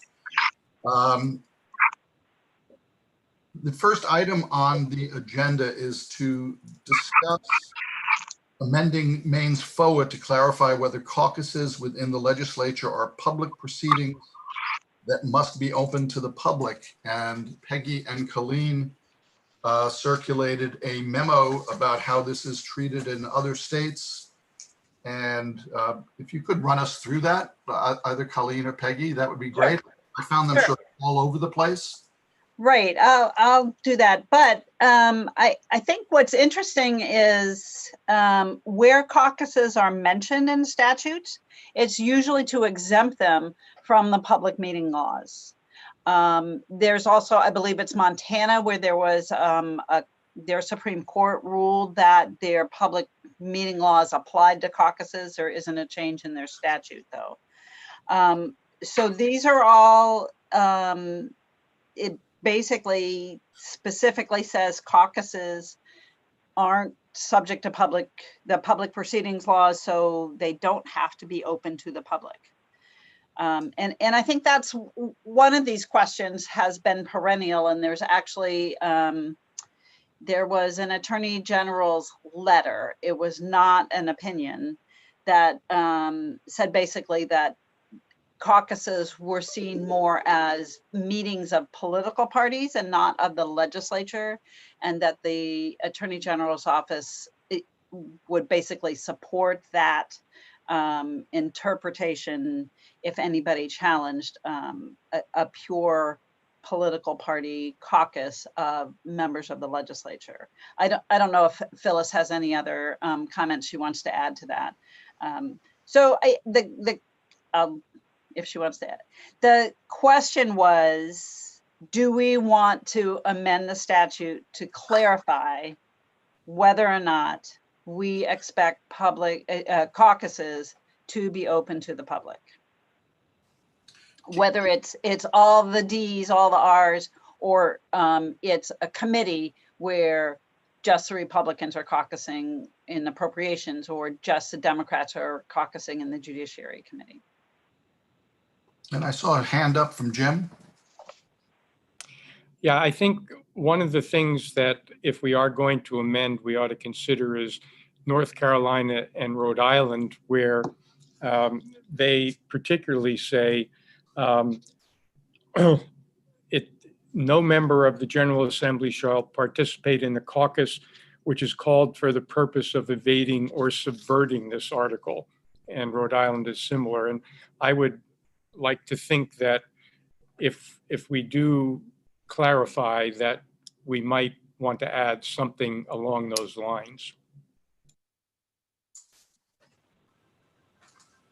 May I ask a question? And I don't know if it's for Phyllis. But one of the big questions to me is, what is a caucus? And did the letter refer, the AG's letter, did it refer to how the legislature operates in the morning, where the entire Democratic House caucus gets together, as do our Republican counterparts, and the Senate does the same? And some of the statutes talk about it being the body of the legislature.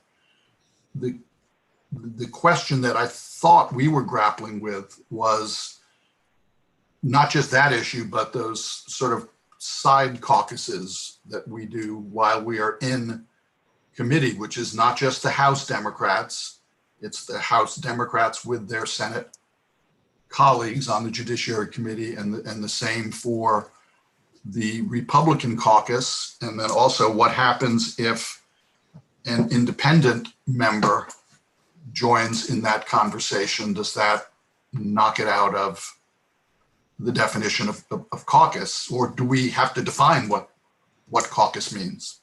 That was a rambling way of asking Phyllis if those issues were addressed at all in this letter. Yeah, and I apologize. I don't have the letter in front of me. I have a fairly decent memory of it, but not precise to the language. I think it basically, the concept was that I think the term caucus, which has not been defined, but is generally meant to mean members of one political party or the other, whether it's members of the political party, all House members of that political party, or House and Senate members on a committee of that particular party, either one, but that it's not a committee of the legislature, and it's not the legislature as a body, therefore to be covered by FOA. I think that's sort of boiling it down. That's the fairly simple analysis of it. I can share my screen with that letter. It's not a perfect copy, but if you, I apologize for not having this. Can everybody see that? Ooh. So it's from February of 2010. And it was in response to a bill. And I'm just going to show you, there's the body of the letter. It's not an opinion, and the letter should not be cited as one.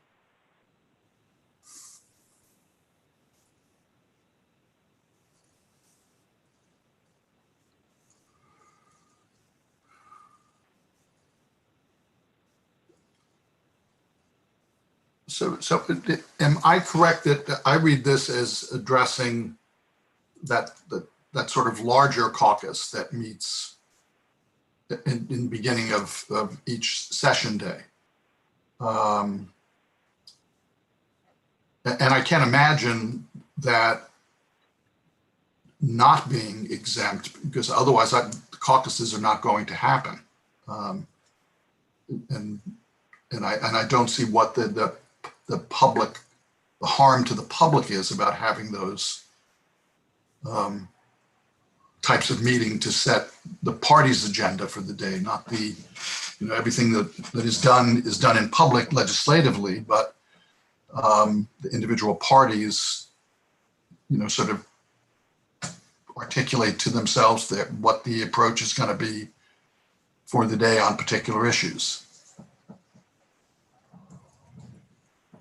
Yeah, I don't think, Tom, that the way this letter is written, though, it doesn't strike me that it excludes the other kind of caucusing that happens where the corner. Yeah, on a particular committee may, at a break during the committee's proceedings, separate into different groups, all of the members of one party and all the members of another party. I think the same analysis applies. Because those are neither legislative committees nor legislative subcommittees, which do need to be precisely public right. At all times. Exactly. Other thoughts, comments?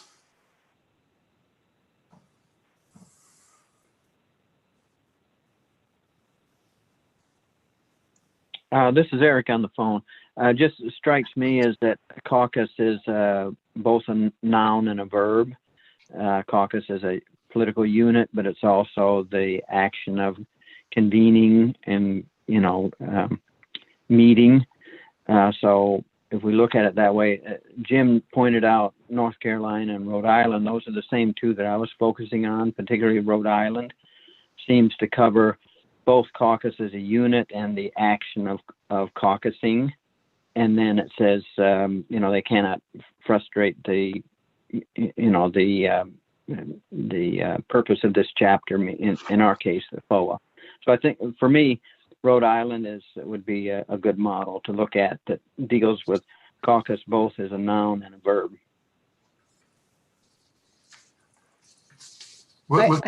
Oops. No, go. I talk all the time. Go. I agree with Eric and Jim. This is Judy. Because I think the frustration is when appropriations or really any committee caucuses and, the majority party goes out in the hallway and discusses the business at hand and then comes back into committee and a decision has been made out of the public ear.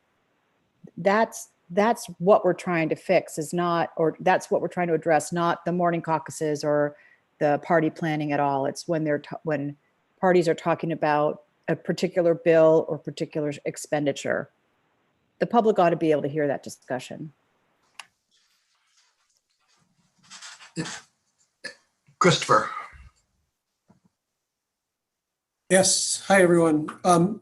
Judy's right. As far as the reason why I suggested this, Judy's exactly right. And I understand, there are certain political realities to public life and public business. And I think the ability to have discussions of this kind, I appreciate that. But and I think I'm right in my understanding of open meetings laws is that, discussion about business at hand, I think, as Judy said, is something that, to refer to what Jim said, is kind of arguably anyway, being circumvented by being able to have a committee say, okay, well, we've talked about this, but now we want to go talk about these other considerations out of earshot. So Judy's exactly right. The other part, and this has been something that I've thought about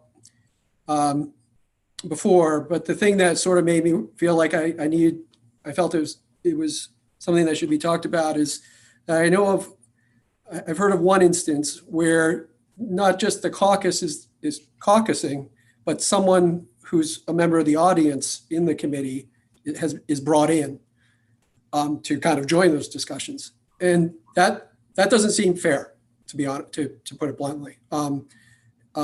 So that's why I brought it forward. If, as a practical or political matter, the thought is that these should be protected, I understand the legislature has to do its business, and part of that business has a political aspect. So I'm not necessarily saying that that an exception shouldn't be made for these types of things. I just feel as though the law should just reflect what the practices are. And so at the end of the day, I guess I'm not really, married to one outcome or another, but I felt as though it was something that should be discussed.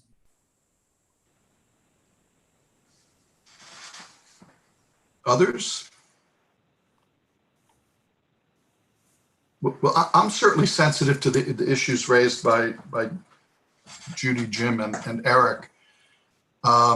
Given the way we interpret the Freedom of Access Act, it's to be liberally construed and exceptions are to be construed narrowly. I'm not troubled by the language that we see in North Carolina and Rhode Island. I suspect that's there anyway because of the way our act is written.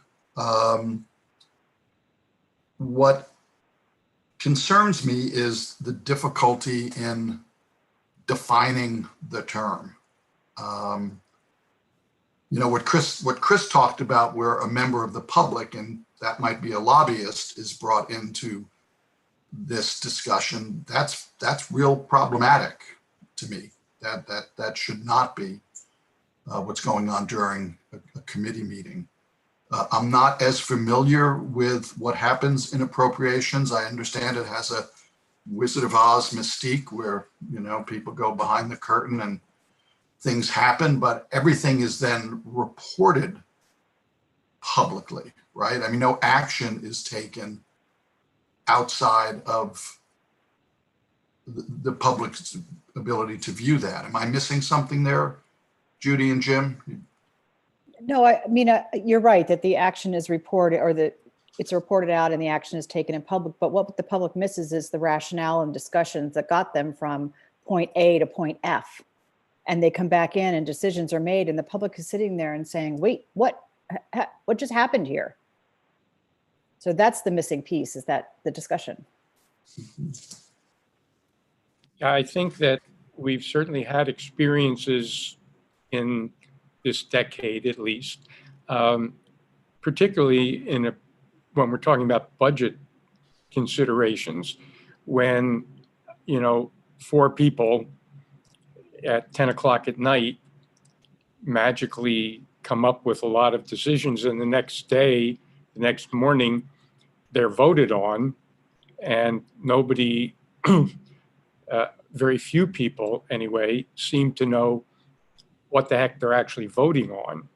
And I think, you know, when you're up against last minute situations where the budget has to be approved by a certain time, that's problematical. I understand the pressure, but still, particularly if, you know, some group or some people or some towns or whatever it is wind up looking at the budget saying, how the heck did that happen?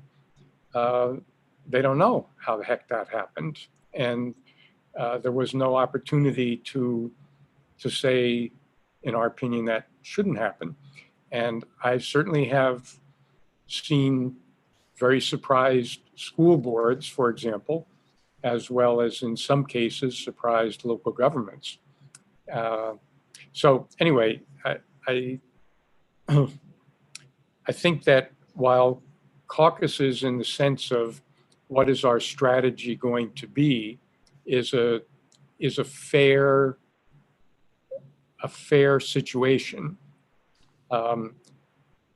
Caucuses or committees where that's not what's going on, but where in fact decisions are being made often by leadership and then hauled back in for everybody to stamp, that, in my opinion, is not so good.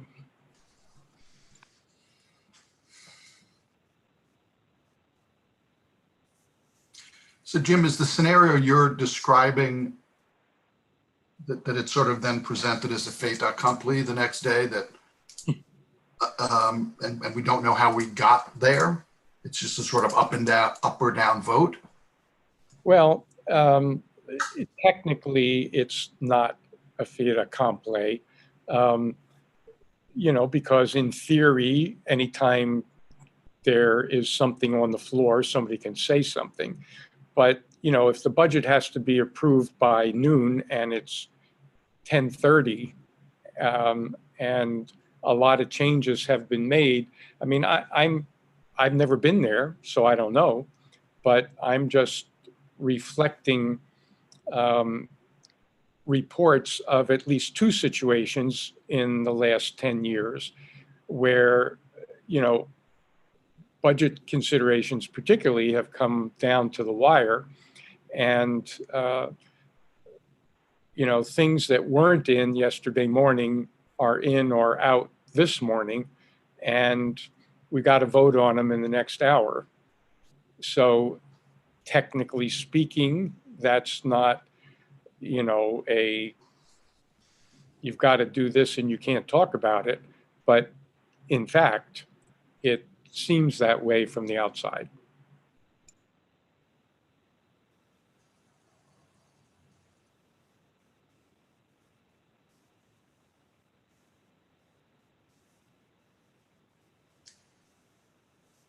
If one were to agree with you, Jim and Judy, how would you address that?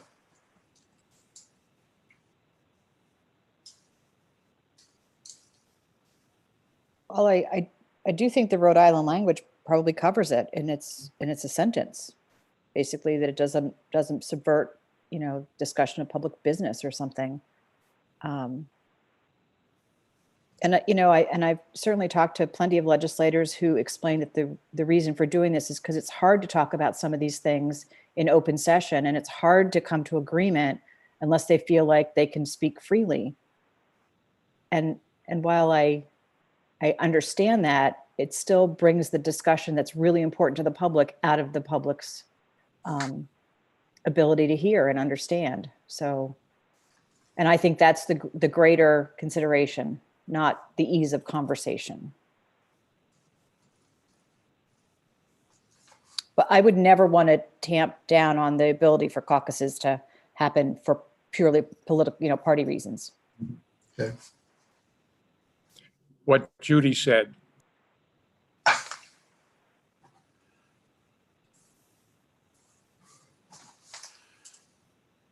Looking at my screen, Chris, and then Paul.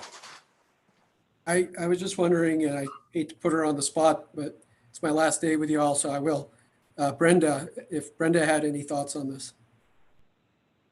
I was saving that for later, Chris, but you go there. I was just hoping Brenda, if she had any thoughts, from her perspective on this issue. Well, I guess I would first say that the language, the Rhode Island language, is not a bright line. So anytime that you put something in that's not a bright line like that, there's going to be different interpretations of where that line is and how are you going to untangle that. Like, we have a lot of protection around executive session, and are we going to say that if there's a challenge to a caucus, that is that like a challenge to an executive session? Is there going to be a remedy? Are we going to have any provision for having some sort of explanation of what got discussed? How are people going to present their position for having crossed that line, which is not a bright line? So I would just say that if you do want to put language in like that, there has to be some way to determine whether that language has been violated. And I'm not clear on exactly how that would be done. So I would add, you probably want to think that through. Someone's going to make a challenge to a caucus. How do you do that? And how, is the caucus having to defend itself? Does the challenger have to have some evidence? You know what I mean? So it's just not a bright line. Paul? So Brenda covered some of the territory that I was concerned about, which is it's pretty vague language, and I think you could interpret it in a couple of different ways.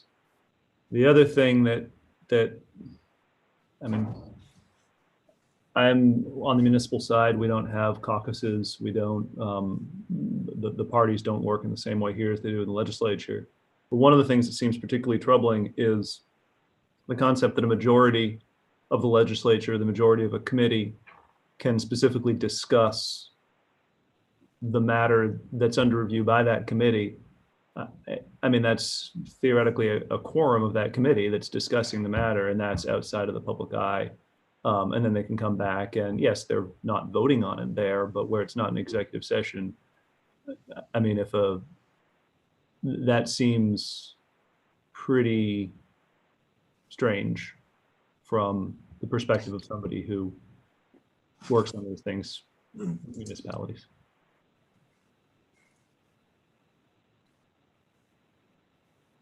Linda?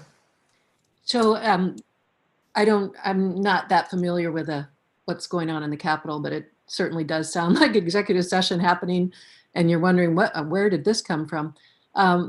So I'm just curious, how severe a problem is this, Judy and Jim? And does the Rhode Island language, does that help mitigate it, or could it help mitigate it? I would say that it's a routine problem in appropriations for sure. But I think every committee falls victim to this. And I've certainly been sitting in committee rooms when I've seen it happen. So I don't think it's prevalent outside appropriations, but it happens.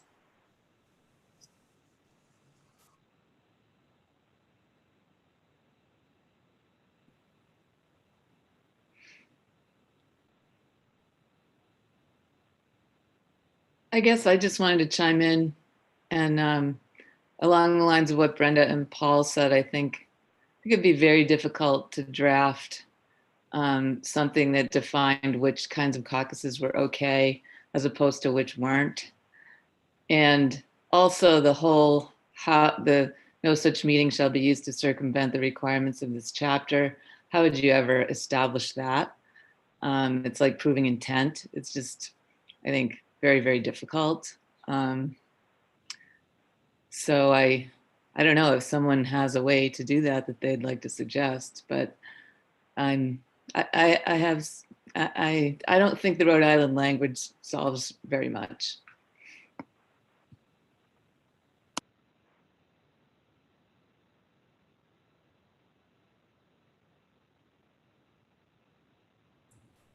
Is Tom gone? He may have been frozen, and maybe he left and is coming back.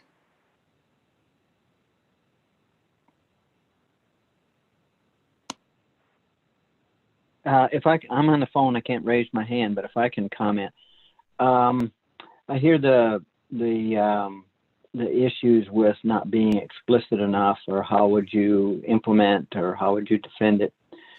I guess my mind goes to, thinking of Rhode Island, my mind goes to kind of teaching correct principles, setting like a basic, almost like an aspirational, keep in mind that you're doing the public's business, and people of good faith hopefully will keep that in mind, and then will be mindful of, are we really hiding our deliberations that should be in public, and then they might behave otherwise. So kind of assuming people with good intent, but if people want to, shield their conversations, they're going to do so, and this wouldn't prevent them from doing so. But I think of it in terms of like making it aware that there is a balancing of, doing the public's business in public.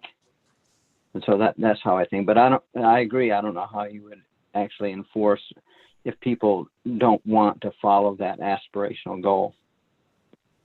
And I see some hands up, and I'll get to you. I just want to apologize. I'd lost the connection there for a couple of minutes, so I may have missed some things. But I saw Phyllis, Chris, and Paul with a hand up, so I'll start with Phyllis. Yeah, to Eric's last point, I think that in terms of, because I think I would agree that the Rhode Island language doesn't really add much. We already have a statement in section 401 of FOA that talks about the goals and the intent of the legislature, and that the subchapter doesn't prohibit communications outside of public proceedings between members of a public body unless those communications are used to defeat the purposes of this subchapter. So in terms of having that general principle stated, it's already in the statute. I'm not sure that adding it with respect to caucuses really adds anything other than generating the kinds of issues and questions that Brenda raised about, what does this mean? How would it be challenged? Which seems like a complete quagmire that we wouldn't want to recommend wading into. Paul and then Chris. So my thinking on this was just that I think the likelihood that there will be some major change in the way the legislature approaches this is relatively small. So we could either essentially define what is happening right now and maybe specifically say, hey, you can't have a lobbyist, invite a lobbyist back into one of these things, sort of work around the edges a little bit there. Or just say, is it worth spending an enormous amount of time on something that isn't likely to change much, and just leave it as is, even though we recognize that it's not perfect. Christopher. Yeah, I guess I would just say two things. First, I know Judiciary and Criminal Justice Committees both do corner caucuses. I noticed that especially this past session with the Criminal Justice Committee going that route when business was before the committee. The other thing I would say is, or I guess maybe it's, I don't know if it's a comment or a question, but as I understand it, if 3 or more members of a body meet together, that's a public meeting. So, which is why, for example, I've always been very careful about, you know, not emailing a group. 1 second. Oh, thank you. Not emailing a group of fellow committee members of this committee, because I don't want to be said to be trying to have or that we held a meeting by email because I sent a reply all. And I think that we've all agreed that that would be a public meeting, or at least could be said to be one. So if corner caucuses are being held with 3 or more members of a committee of the legislature, that seems to me that's a public meeting. So I suppose there's it creates the issue of, well, there's no meeting notice and so on and so forth. So I guess as far as the language, or the language of the other state, I can't remember, Rhode Island or whatever it was that we're talking about. Maybe adding that would create some redundancy, perhaps. But I think it hopefully also would create some clarification to be a bit more specific. We'd be talking about, committees of the legislature and the legislature itself, number one. So it would be more specific to that instance, possibly, although it sounds as though maybe this is an issue greater than just the legislature. And if it's so, we should probably approach it that way. And, the other thing too is that I realize, yes, it's difficult probably to be able to police it, just like the current language that Phyllis referenced probably in some way would create same sort of issue. But, FOA talks about reasonableness, but also talks about good faith. We're to provide good faith estimates, as agencies and officials, as far as time estimates and cost estimates. And I guess I would look at this in the same way, that when, that if a caucus is happening in the middle of a committee meeting about discussing a particular piece of legislation, that there's good faith that the conversation isn't being used to circumvent, the purposes of FOA. So those are just my thoughts that I'll put out there. Judy. So I do appreciate there's language in 401, and yet this is still happening. So it's not being adhered to. There isn't a recognition that this does bring what should be a public conversation behind closed doors. And I also appreciate the fact that there would be no remedy if we were to include something in the law that would, that maybe wouldn't be an obvious remedy, but right now there's no remedy for what's happening. When appropriations particular goes behind closed doors, there is no remedy, short of going and banging on the door and being asked to be let in, which I know a couple of journalists who have done that and have been successful in breaking up the meeting. But, John Q doesn't do that, doesn't have that ability. So I think the harm of not having a remedy on the other side far outweighs not having a remedy if you have this language in the law. And lastly, I just think it's worth pointing out that Chris Parr and I agree 100% on this. That has not happened on very many issues. So that's worth noting.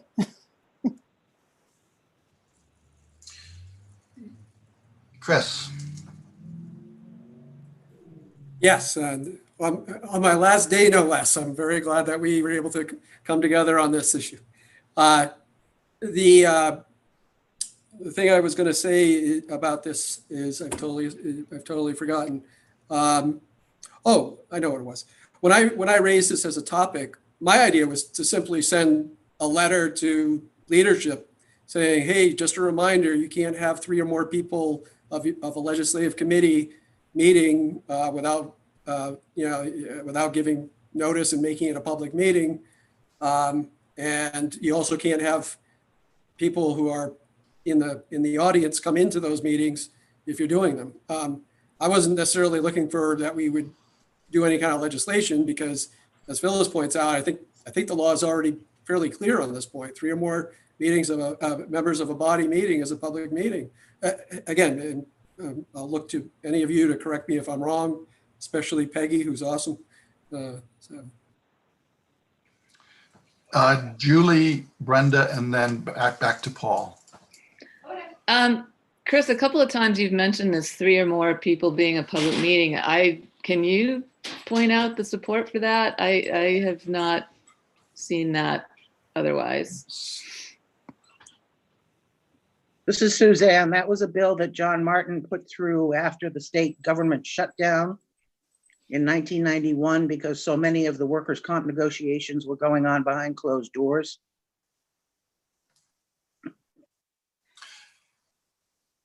So I'm actually going to, oh, rats, it didn't work. I was trying to share my screen. It worked. It worked.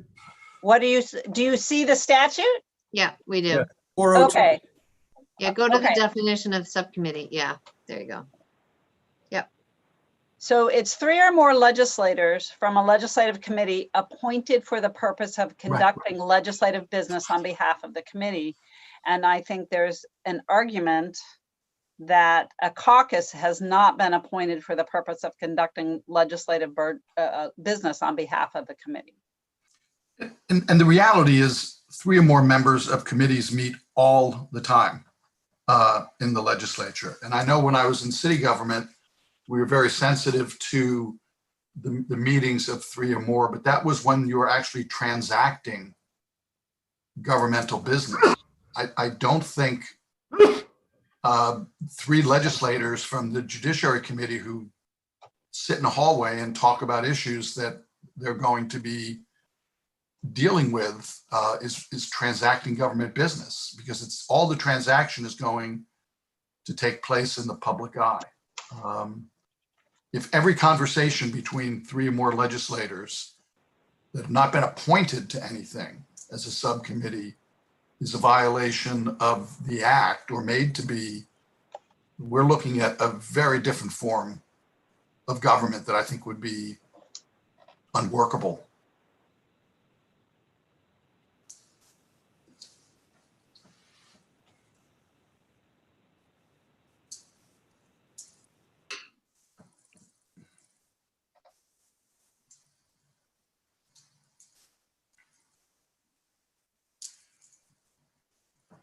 I'm going to stop sharing this if that's okay.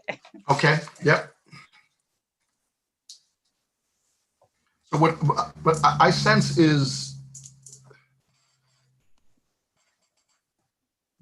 that the primary concern here is what happens in appropriations, but there is a concern to a lesser degree or with a lesser frequency that this might be happening in other committees. Is that fair to say, Judy and Jim, because it's coming, and Chris, coming from you? I think so. Yes. And this is not a new thing that has just developed. This has been a conversation that I think Mal Leary has been trumpeting for 30 years. So. Okay.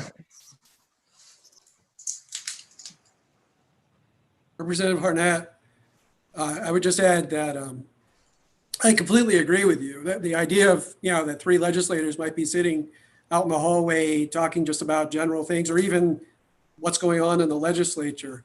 That would be completely unreasonable as something to try to say can't be done. What I'm specifically talking about is LD1 is on the table before the committee. It's being talked about.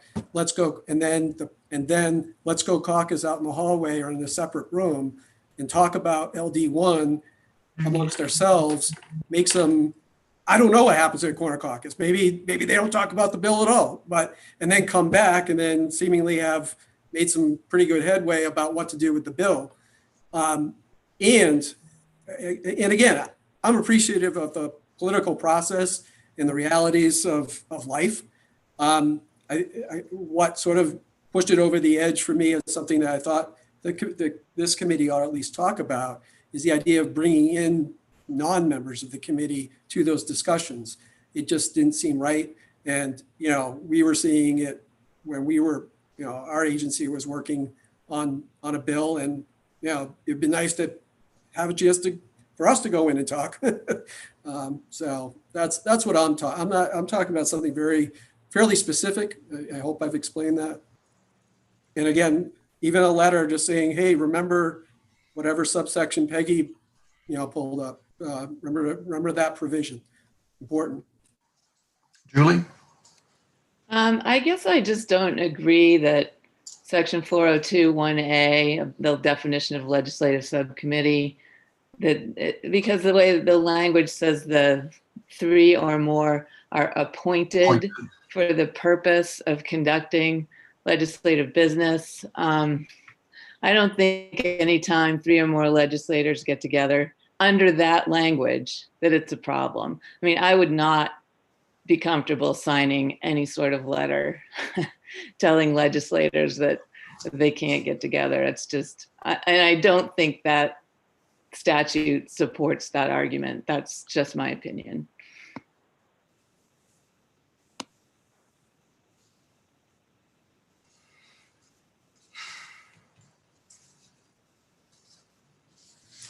So, Tom, it sounds like we can send group emails then. I mean, based on that language or in how we're talking about it now. And maybe I see Phyllis shaking her head. So maybe, I guess I need some clarification, because that's kind of confused me now. Phyllis? You're muted. I have to go grab my cursor to be able to get it to the unmute button. Sorry. I'll explain why I was shaking my head.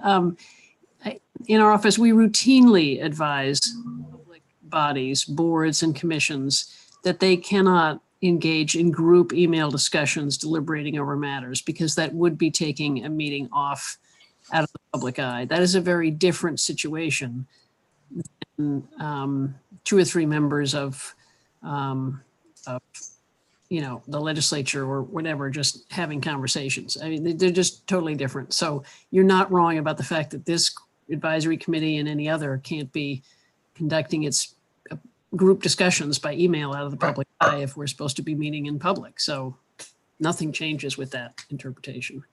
Yeah. I think we're confusing 2 very different issues. Oh, so clear as day.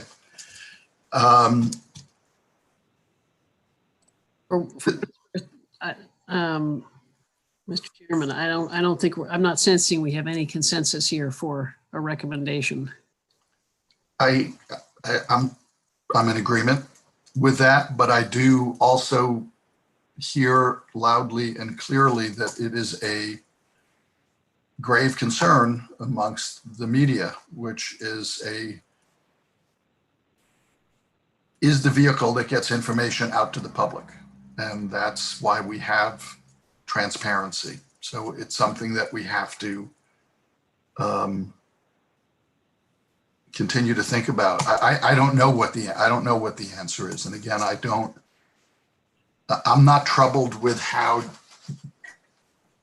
in my first really year and a half in the legislature, the Judiciary Committee conducted business. I thought it was done entirely in public with great participation. Yes, there are discussions with corner caucuses, but I bet we didn't have more than a half a dozen of those during my time. I can't speak to any other committee because I haven't been on any other committee, and I can't speak to appropriations because I have no idea what they do and what happens behind the screen there. But I'm hearing that this is an issue of concern by those entities that get information out to the public. So I think it's something. This is Eric on the phone. I can't raise my hand, but I'll just jump Okay. in. So I have a question or comment. I'm wondering if this is more of a issue of FOA sensitivity training versus chapter and verse in the statutes. And I'm wondering if this topic ever comes up in the FOA training that's given for new legislators, and to kind of make them sensitive to this issue of conducting government business as much as possible in public. So I'm wondering if this is one of it's not really thou shalt in the the legislation, but is it more of a training sensitivity awareness issue? And I guess that question is directed for Brenda if she wants to respond to that.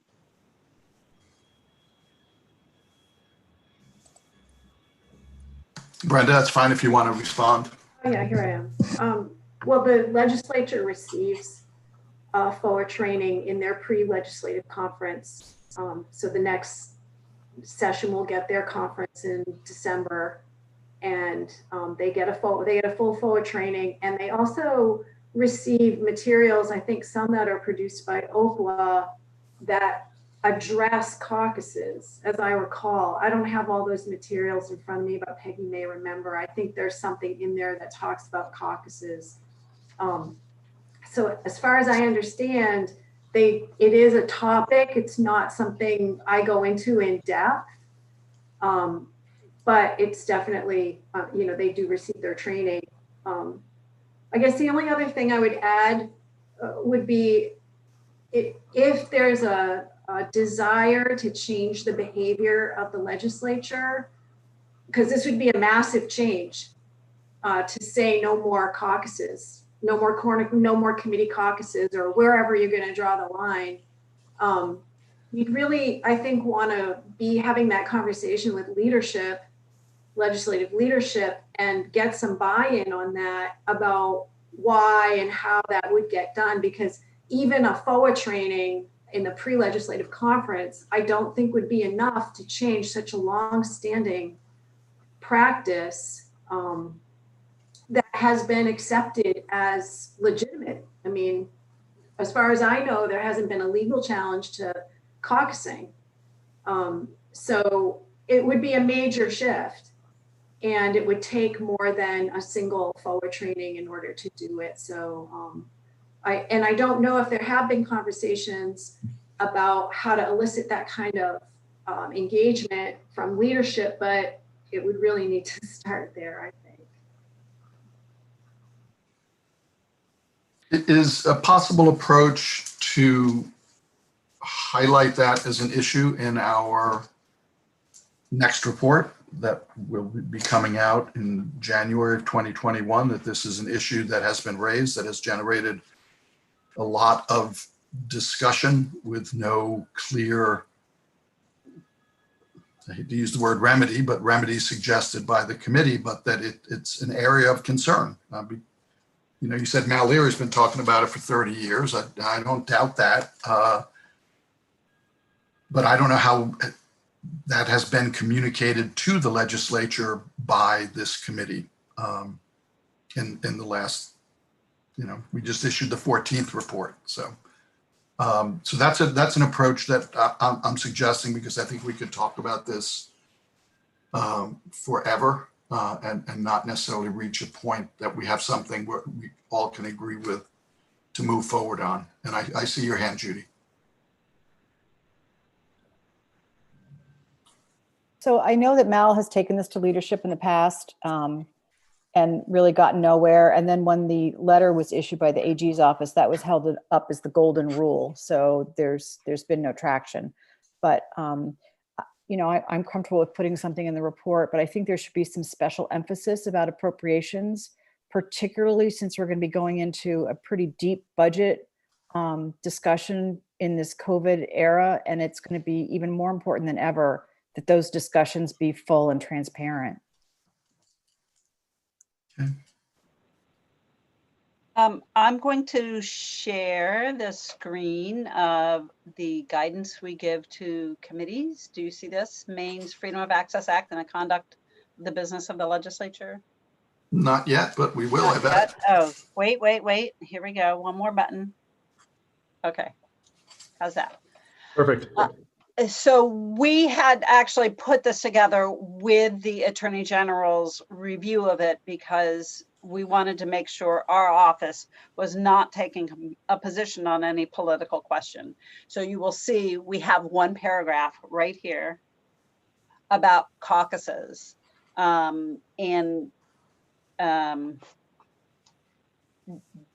the only guidance we give to the committee.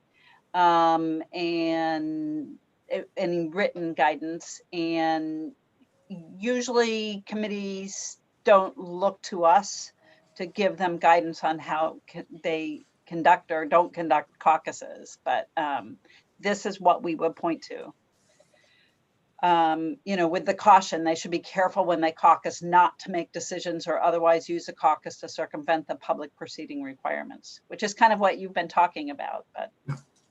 And I think this captures what Eric was talking about with that aspirational language, but it does not address appropriations.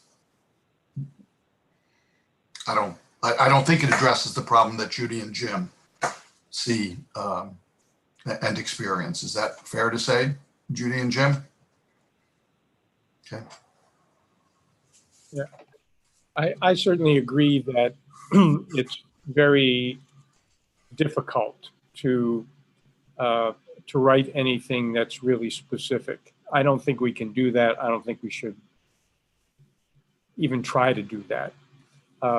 Brenda's point that there's a line, but this, instead of being a nice sharp line, is, you know, a river wide line. But the point is that it, I think that it expresses an aspiration, as someone said earlier. And while I agree that we already have a general aspiration, I don't think that it would hurt at all to refer again to it. In the particular case of caucuses, subcommittees, committees, however we wanted to frame that. So I wholeheartedly agree that making anything specific enough that it's going to apply to every case is not going to happen. And I don't think it should happen because things will change tomorrow afternoon.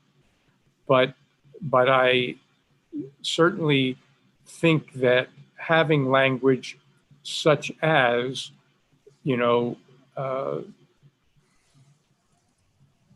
any sort of such meeting with the intent, and I know that intent is a problem word, to circumvent the spirit of this law is not a good idea. I mean, that's basically, I think, what several of us are saying, because I realize, and I think others realize, as Brenda has pointed out, that, you know, there's no specificity that's going to cover every situation.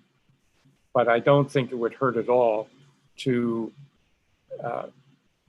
remind in this section that the entire spirit of the law is should be taken into account as well in these particular cases. Whether that's redundant or not, I don't know. It's an awful long thing to read in the first place, so I don't think it would hurt to have a couple extra lines in it with that type of spirit behind it. My 2 cents. Judy. I've just had somebody weigh in from our audience, sent me an email. May I read it, or would this be like the same thing as being in the room? No, I think that's fine. Okay. This person writes, by secreting away out of the public view, the caucus takes on the characteristics of an executive session and should have similar limitations.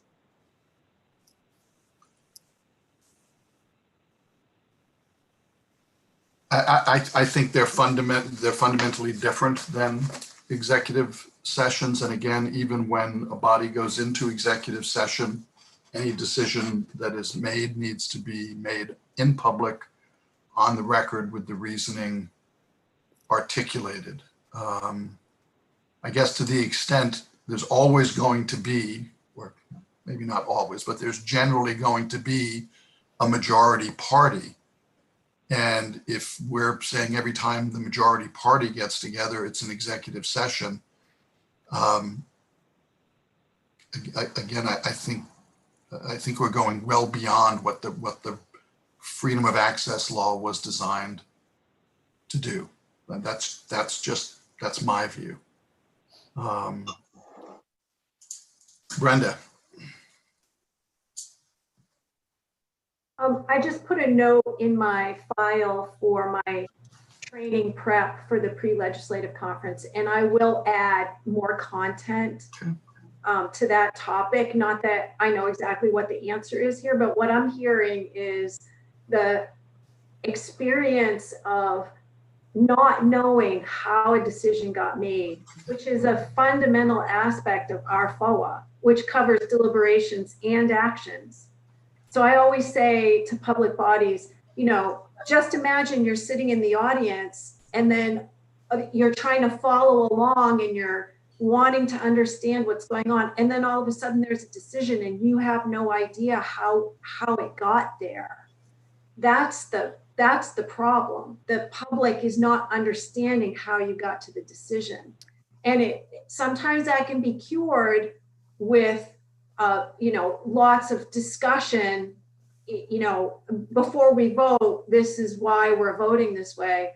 But I think it can be avoided too, that situation. And so I will add some content to that section of my my presentation, just to raise the awareness a little bit about that.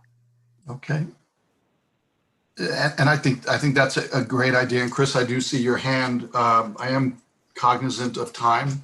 This is the first item on the agenda. I thank Brenda for that suggestion, but I still am comfortable with having a discussion section in our next report about the concerns raised on this issue generally and specifically as it relates to budget decisions being made in appropriations. Do I have some consensus that that's a path forward? Judy, you're not nodding, but you put your thumb up. Highly technical. Chris, if you have something short to add on this, go right ahead.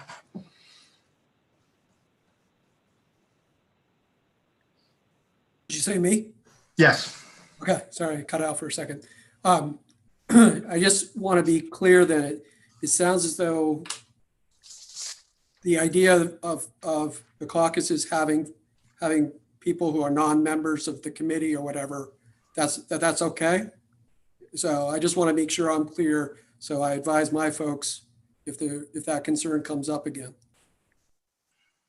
I personally don't think that if there is a corner caucus going on in a legislative committee room, that you pull in non-members of the party. But I felt that before we had this discussion anyway.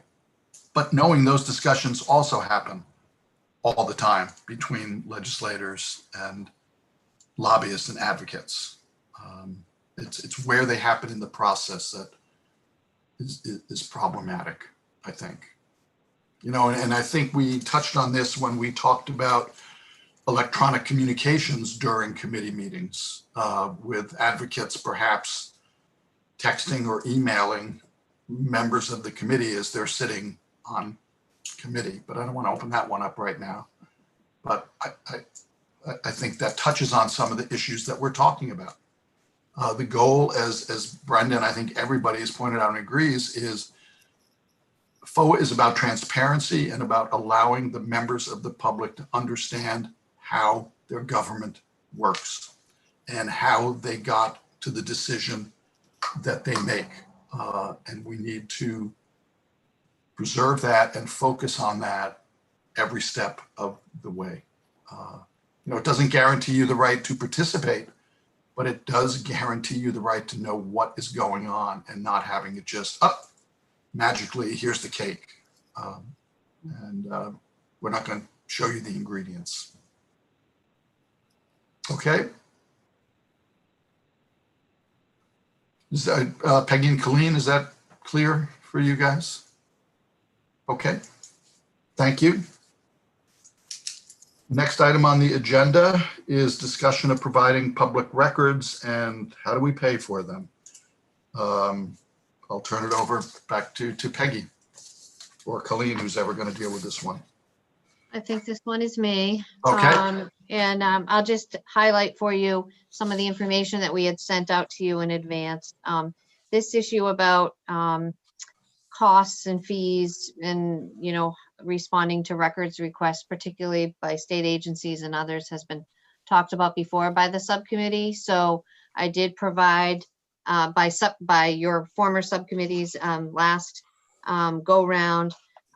So we did update the chart that we had prepared last year for the Improve the FOA subcommittee, looking at examples from other state laws and how they might address costs and fees for responding to records, particularly not only for specific copying costs, because that was an issue you talked about last time for producing documents, but also how to address personnel costs. And so the chart sort of outlines some examples from other states.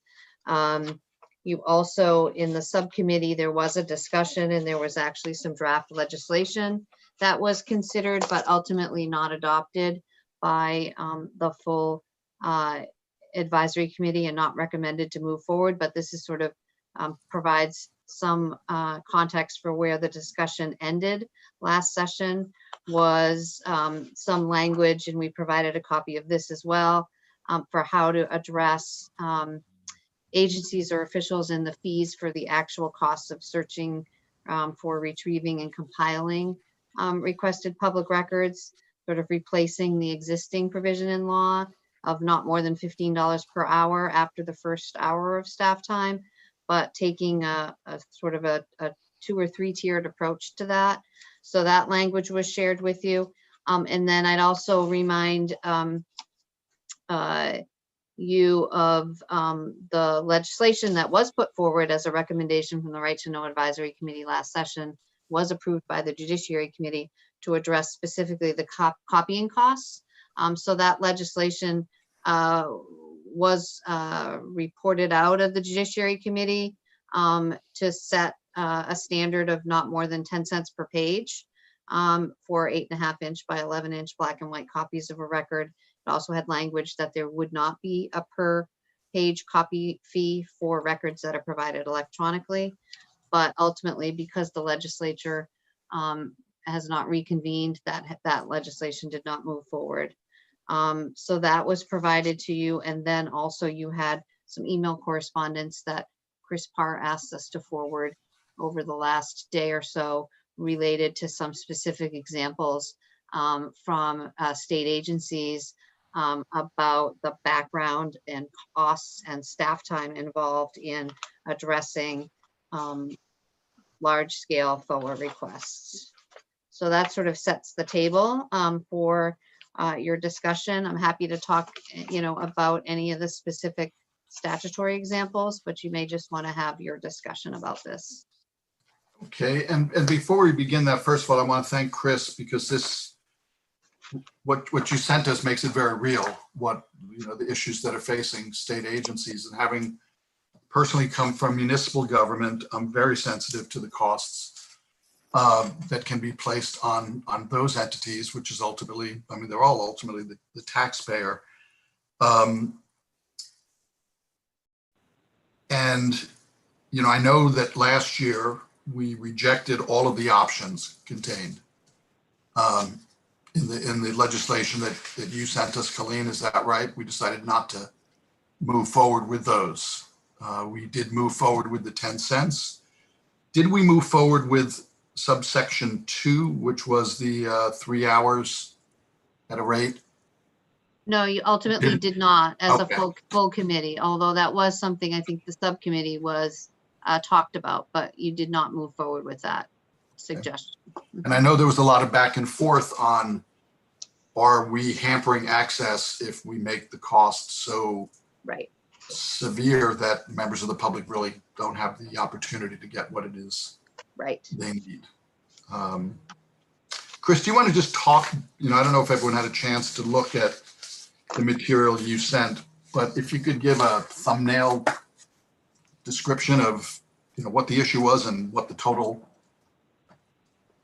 cost was to the agency. Well, first, to answer your question, do I want to talk? When do I not want to talk? Right. And I will say, I'll rephrase the questions moving forward, Chris. Okay. You'll wish you were able to mute me. Actually, you probably can. I can't, but I'm sure Peggy knows how.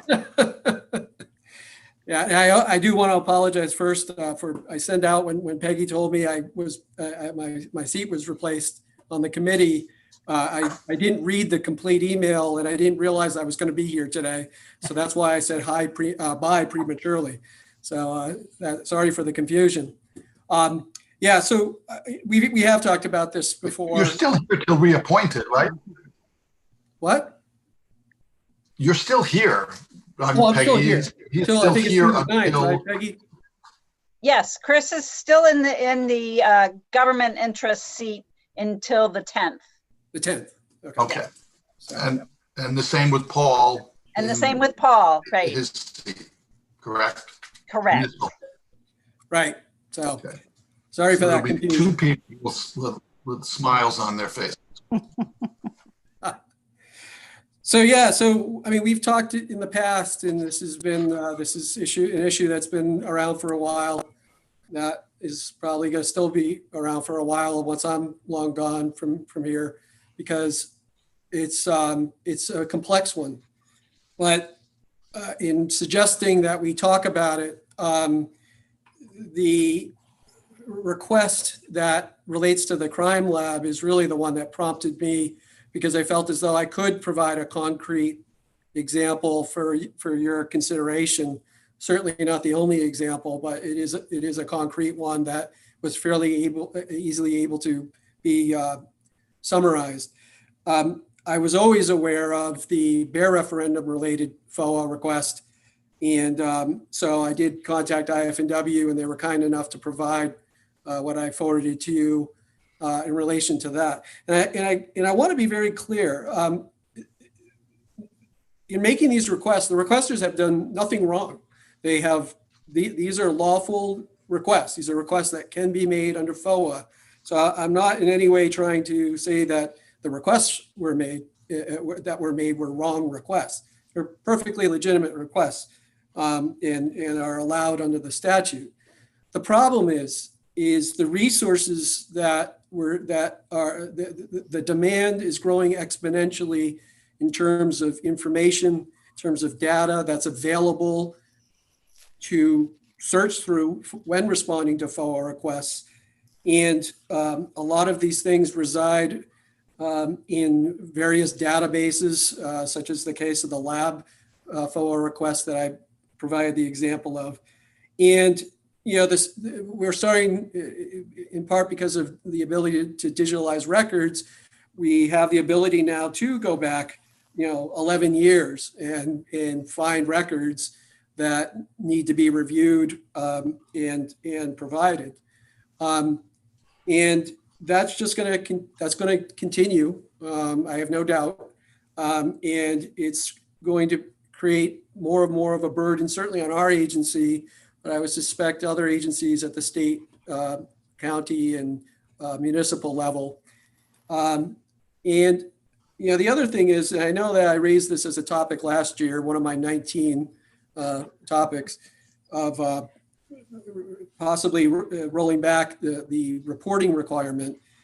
And it occurred to me as I was working and gathering this information out that one of the reasons why I thought about that is these will only show up as one request. So if we only got the one FOA request this year, which I assure you we did not, for the lab, you might say, oh, they only have one request. But when you look at what is involved just with this request, I hope you begin to appreciate that in as much as the reporting does provide useful information, it doesn't provide the context that I hope this provides in terms of the magnitude that some of these requests are. And, you know, we're in a time, of course, where you know, the budget is very tight. It's going to be tight for a while. And unfortunately, I think we are also in a position where more people, more training are going to be needed to be able to, certainly by our agency, to be able to, to work on FOA requests as quickly and in a reasonable period of time. So that's why I call this to your attention. That, you know, the numbers, you know, in both cases, IF&W ended up, you know, losing $22,000, almost $23,000 as a, you know, as far as what the actual cost ended up being for their agency with respect to the bear referendum.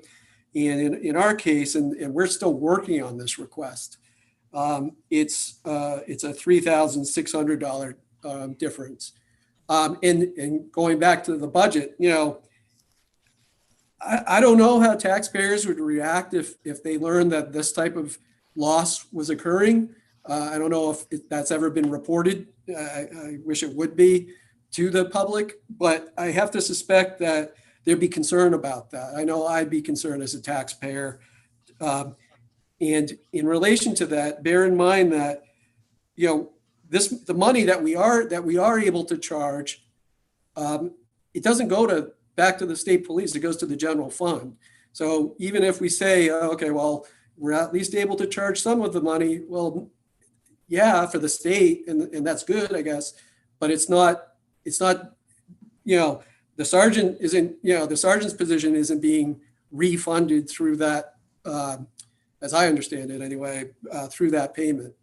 So I have absolutely no expectation on my last day we're going to resolve this, but I just do, you know, I do serve government interests, state government interests, and this is absolutely probably the most central issues facing state government in terms of the ability to manage and process FOA requests in a way that's reasonable and fair. So that's all I have to say, and thank you. Paul. Going to chime in with Chris a little bit here. So Bangor, over the course of a 2-week period, over the last couple of weeks, probably ending a week or two ago, we started tracking the Freedom Access Act requests that just we hear about in this office that come through legal. So that doesn't include many requests that are filled by individual departments. And we had, I think, 12 requests during that time. Some of them were minor, were you know, somebody asking for one document, which obviously is not that big a deal. Some of them were pretty significant, and this was not. It was a little unusual that we got so many at once, but it wasn't like there was some incident that was causing them all to happen. It was just a couple of requests. More and more we're seeing lawyers who are interested in some kind of litigation, either with the city or not with the city. Just, you know, they're litigating against somebody else, but maybe there was a police report or there was some other city involvement, and they're getting that documentation through the Freedom of Access Act process instead of through the discovery process, because they can get it earlier and it's easier in some ways. And out of state, we're getting increasing numbers of out of state folks. And sometimes it's easy. Sometimes it's just somebody saying, hey, could you run this report on your financial software? Sometimes it's complex, very complex requests that require a lot of redaction and whatnot. And that's something where we really do end up, I think the most difficult part of it for us is both what Chris was talking about in terms of the sheer amount of documents that we are dealing with, and the different flavors, whether it's paper, digital, all sorts of different programs. But also when it comes to anything that may be confidential or anything like that, the amount of time that it takes to go through that documentation, and it can't be done by a clerical staff person. It has to be done by somebody who really understands how to do it, which usually means either someone who is very well trained or an attorney. And so $15 an hour is pretty hard. I don't really want to charge more for this, but on the other hand, it does seem like we're getting more and more requests. We have to take a harder line than we used to in terms of charging for things, and that it seems unfortunate for the sort of folks who I think the statute was originally intended to be for the benefit of.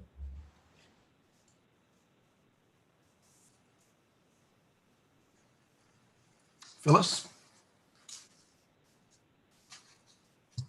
This is sort of a question maybe for Paul and maybe Chris too, but I'm wondering whether a way to balance trying not to burden the average citizen who's just trying to get information from their town office or a state agency versus the more sophisticated, well-funded players who have more complex requests, but also trying to make it simple for agencies to administer. I think if we make this too complicated, would really bog down municipal officials and state agencies too. So I'm just wondering whether a simple adjustment like increasing the free time to 2 hours on the theory that would address probably most fairly simple and straightforward and focused requests, whether they be from the press or the public. And then beyond those 2 hours, maybe at least going up to 25 or 30 an hour, which doesn't come close to paying actual staff time in anybody's office, but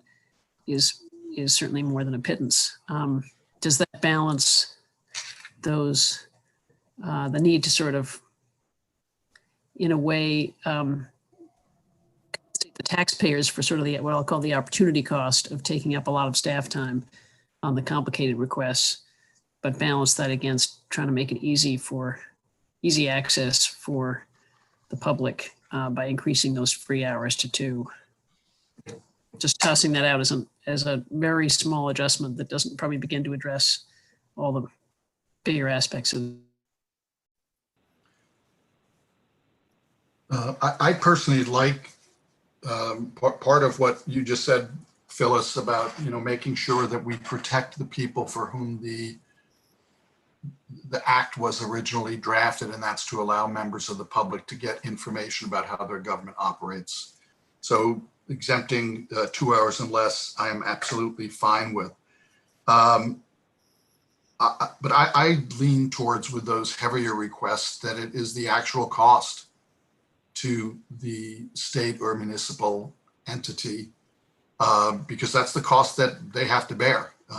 You can say we'll give you $15 or $20, but that's great. But as Paul pointed out, you need somebody with the expertise and the skill set, particularly when it comes to the privacy, concerns and confidentiality concerns. I don't think that the taxpayers should be fiscally punished for that. I'm also sensitive, and I like some of the statutes. Alaska is one where there is the possibility of an exemption or exception when it's a matter in the public interest. That how one determines that can be a little tricky. But I do think I do think we have to do something to assist municipalities and state agencies with the costs, intended or otherwise, that they incur in handling a lot of what is a commercial request. It's not, the mom and pop property owner with the zoning question about what their neighbor can and cannot do. I think they're very different animals, and I know that Judy, you spoke to this, and other members of the media spoke to I think the concern that the bills would be run up high as a way of dissuading people from making these types of requests, and that's certainly would not be my intent here. But I think we need to find a way to strike some balance between the freedom of access and the reality of the costs that responding agencies incur.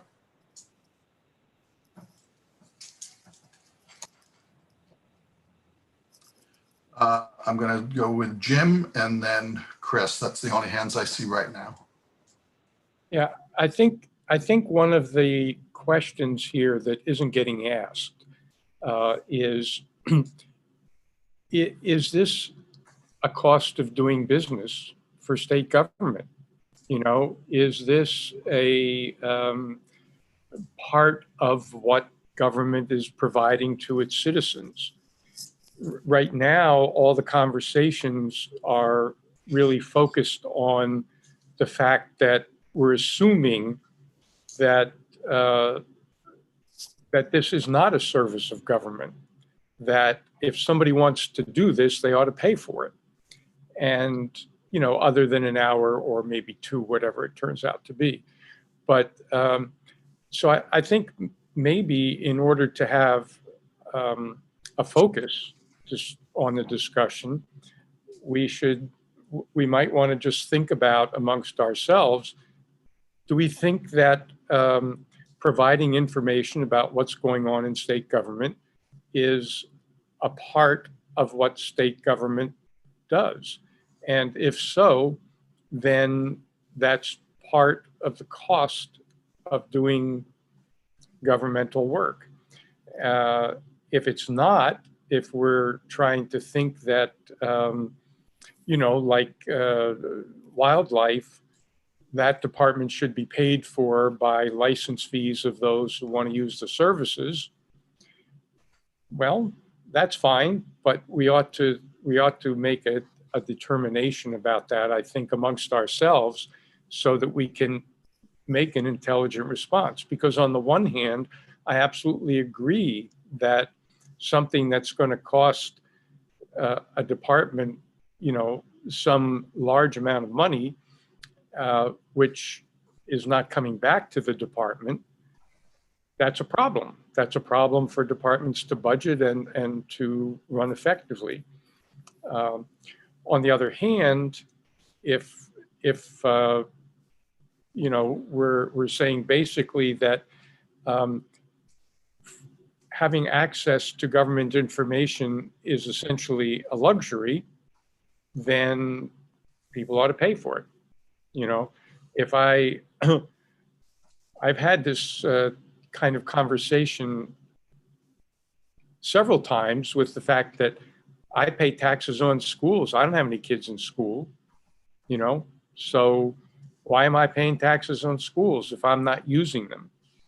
And the idea is that I'm doing that because it is part of the common weal, even though we're not a commonwealth, but it's part of the common weal. And so I think we ought to think about that question, because then we can make a much more intelligent recommendation and base it on something. Thank you, Jim. And I saw Chris had a hand up and I see Paul has a hand up. So I'll go with the order that I first saw them. Chris? Thank you.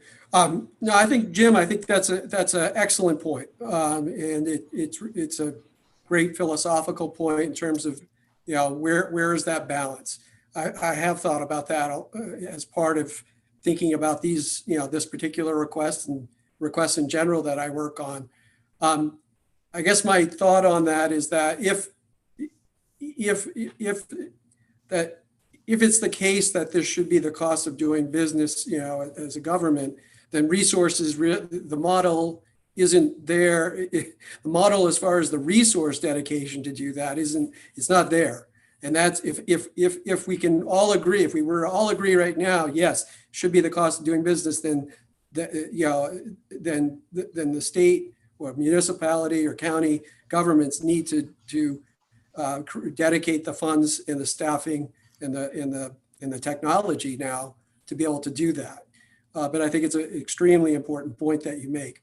To answer Phyllis's question, and to get back to what Representative Harnett was saying, I would even be fine with 3 hours of free work. And the reason why I say that is, sometimes I have to work on requests just with Eric, from OIT.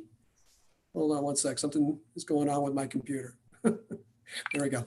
I have to work with Eric, in OIT just to kind of get a sense of the magnitude of how we're going to, work through a request. And if he and I meet, for an hour, that's 2 hours of staff time right there. Or if we meet for a half hour, that's an hour. So I would even be fine with making the free amount of time, even more so to that, maybe even to 4 hours. I'm not sure about that, but maybe. And then go up to a tier where, the next 3 hours, you can only charge up to 15 or 20 or 25. And then after those two tiers, once you get to the third tier, then it kicks into actual costs that can be charged, up to actual costs, I should say. All of these should be up to $25 or whatever it would be, and then up to actual costs, so that there is some, I think it's fair to have some discretion. So those are my thoughts and my response to Phyllis. I hope that's helpful. Paul. Thanks. So I also, I can certainly appreciate, and I think that Jim makes a really good point. My concern is that it seems like recently there's an influx of requests that deal with, they're either commercial in nature. There's say a company that asks us essentially the same question every 3 months to get all of our records, and presumably they're selling that, not all of our records, but all of our records within a certain field.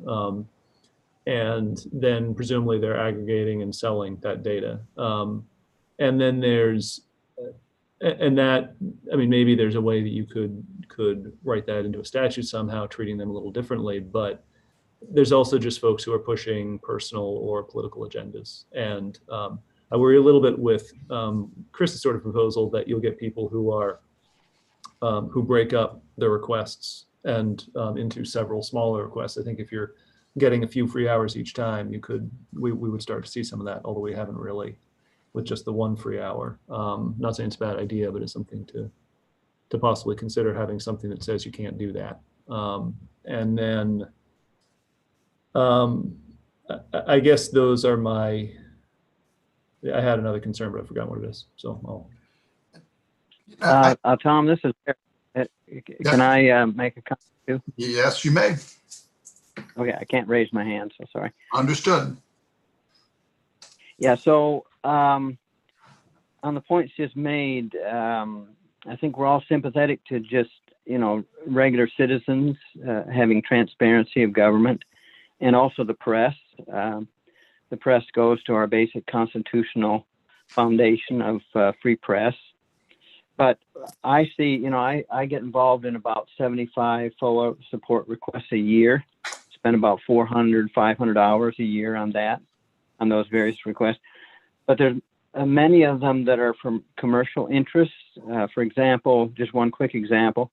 A couple of weeks ago, I got a call from an agency that had received a FOA request from a law firm in Chicago, a big personal injury law firm.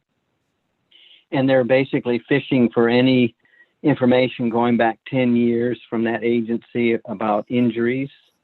And so obviously they're kind of fishing for business. And so the agency gave them an estimate of 125 hours because of the expected magnitude of the number of documents that would have to be reviewed by their agency attorney and redacted. And so the next week they got a check for $1,900, no problem. Because these are people with deep pockets. So, is that really what's envisioned with the citizen going to their town hall to get some record and be transparent to their local government? Or is this just, somebody making money and, using the FOA law to their advantage? So I just wanted to kind of bring that up. It isn't always just about citizens. And many of the people, they're big requests from people with deep pockets. I think Jim raised, and Judy, I'll get to you in a second. Jim raises that fundamental question is, what is government and what does government do to provide to its citizenry? What is just a part of being a government? And I look back to my municipal experience and the Department of Public Safety. If I call the police department because somebody broke into my house, they come, they investigate, they don't send me a bill. If I call the fire department because my house is burning down, they come and try to put out the fire and they don't send me a bill. If I call EMTs and say I need a ride to the hospital because I'm having a heart attack or I broke my leg, they do send me a bill. We treat certain services differently. It's not a monolithic approach. And I think what I'm hearing is consensus that the members of the public that are using this to get basic information from the government that doesn't take a lot of time and create a lot of expense should be able to do that. But that's not all that we are dealing with, that we are dealing with large commercial requests, large requests that might be out of spite. And I think we have to find a balance, whether that's 2 hours, 3 hours, $15, tiers, whatever. We have to find a balance between protecting the public's right to know without burdening the state and local taxpayer with funding commercial interests. And I don't sense a lot of disagreement about that there are times that a charge is appropriate and there are times that we all agree that it is not. Judy?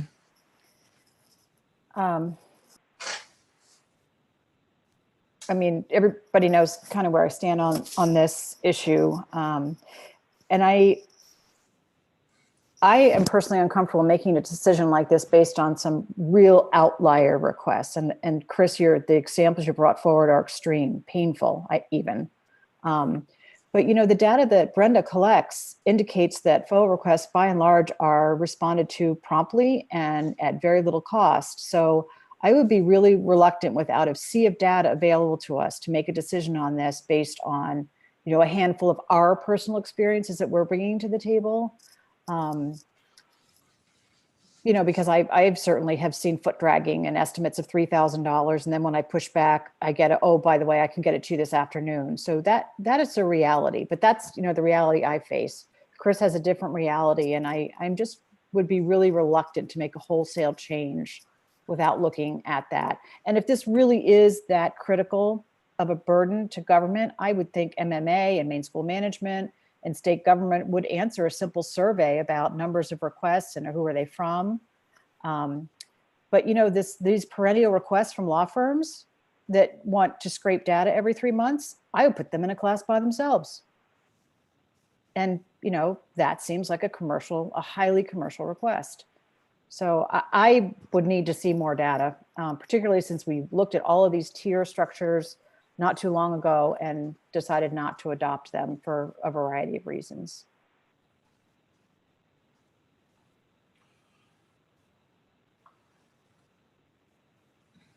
It's deja vu all over again.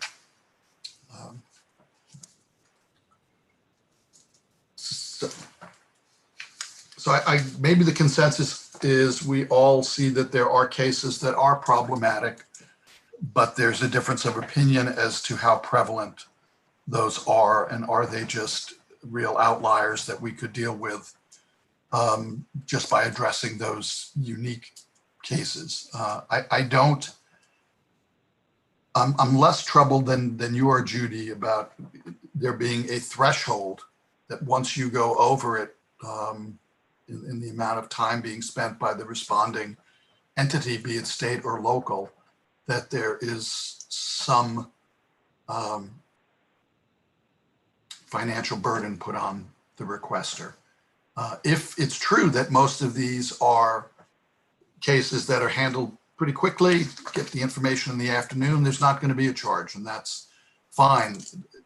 The issue you're raising, I think, is slightly different, and you're saying that there are agencies that might use the specter of financial obligation as a way to push back on legitimate requests, that they exaggerate the cost of providing the information. Yeah, I have a file that's 25 years old of what I consider get lost FOA requests that were so extremely, the response would be so slow that it was clear they were telling media to get lost. Okay. We have to make sure we are not creating Right, that should not a happen. platform for that. That should not happen. Right. Okay. Other thoughts? Yeah, if I can weigh in on that. Sure. Yep. Part of the value, if I would say that I would add as the IT support on these 75 FOA requests a year, is that it does help the agencies do so more efficiently and cheaper. It's better for everybody. I often get involved in requests that are 2 or 3 months old, and then when they're under pressure, they haven't responded.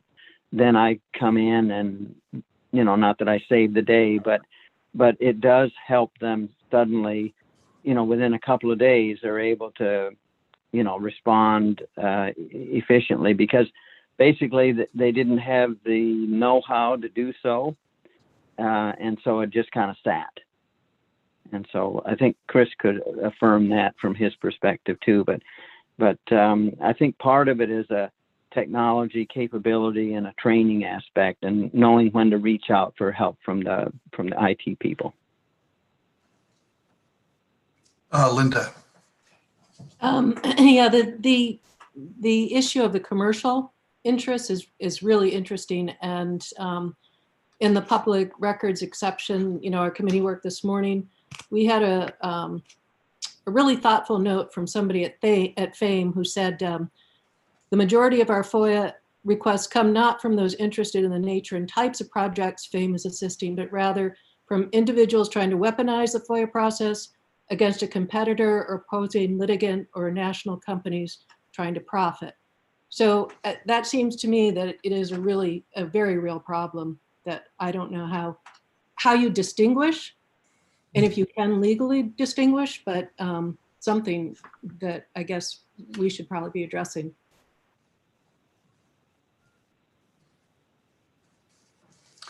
Jim. Yeah, I think that it's a very difficult problem to identify requests as commercial and say they've got to pay whatever the real costs are. That I don't think would last very long in a court. But I think that we can do, have a way of creating thresholds. I think that does make a good bit of sense. As Judy said, a significant amount, I can't remember the actual amount because I haven't looked at it for a while, but Brenda's reports point out that, we're talking at most 5% of requests, and probably not even that many, that are really big honking problems. So by having a threshold system that makes it possible for individuals and even for, small local groups that are trying to get information because there's a, zoning dispute or building project or whatever in their towns, those are not 200-hour problems by and large. 1 or 2 may be, but by and large, they're not. So that rather than trying to differentiate based on who is asking or what type of use they want to make of the material, because those are both really problematical, I think, judgment-wise. You know, the idea has been floated before that if a request is coming from an out-of-state group, then we could charge a different amount. And in discussions about that, yeah, that would be a really great way to start a new business in state, of taking out-of-state requests and filtering them through. So that, you know, even that's not going to do much good. But the threshold seems to me to be the way to deal with this, and to make, you know, so that at worst what it's going to do is keep losses or expenses that are not reimbursed for agencies much more manageable, you know, so that, for example, Chris's idea that he had submitted before was something like, you know, 3 hours at no charge, and the next from 3 to 6 hours at, I don't know what he said, $25 or something like that. And, you know, once you pick a number, that's the issue, what that number, 8 hours or something, then it's up to actual costs. Or maybe it's 10 hours up to actual costs. And that way, the agency at the worst is talking about a few $100s of costs that are not going to be reimbursed, although whether it's not going to go to the agency anyway, as someone has pointed out. And that's a different problem and not our problem, probably. But anyway, I would advocate for a threshold approach, and not try to jury rig some sort of standards about who's asking and why they're asking, because that's going to go nowhere. And the reason I quoted Yogi Berra with deja vu all over again is I'm looking at the document from last December, and that's exactly what we had. So everything old is new again. And the reality is we deal with a lot of difficult issues, but then we don't deal with them. And you know, I'm not sure how to move the ball. We all agree, unless I'm missing something, we all agree that something needs to be done. We all agree that it is a function of government to respond to routine requests from members of the public. What we don't seem to agree on is what is the threshold, and then what, when you go above that threshold, what does it look like? Jim. I would just say maybe we could take a quick straw poll right now and see if there is close to consensus on the threshold idea, because if there is, then all we need to do is to, you know, argue about the threshold levels, what those should be. And secondly, the only thing that's different from last year is, of course, that we're older and wiser. At least older. Right, right. And I'll just mention this, that I have to drop off at 2. But yeah.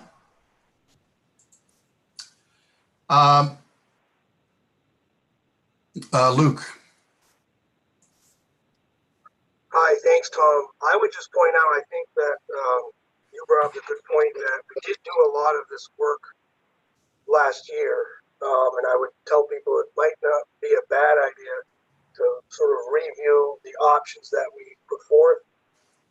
And then I would also say, I still believe, and maybe this is just me and I could be off base on it, but I do still think that there are provisions in the existing statute under 408, specifically 4-A, that I think allows an action for protection. And I know you might not think everybody should just run to court if they think they have an unduly oppressive request, but if I see information like Chris provided, and I see an agency looking at a $30,000, $40,000 bill, that strikes me as setting up a scenario where it might be deficient. It might make some sense for somebody to challenge that sort of request and get a get a ruling from a court about whether it is in fact unduly burdensome and whether the agency has another way of meeting its requirements under the Freedom of Access Act. So I do think there are still some release valves in place in the law for that type of really extreme outlier type of request.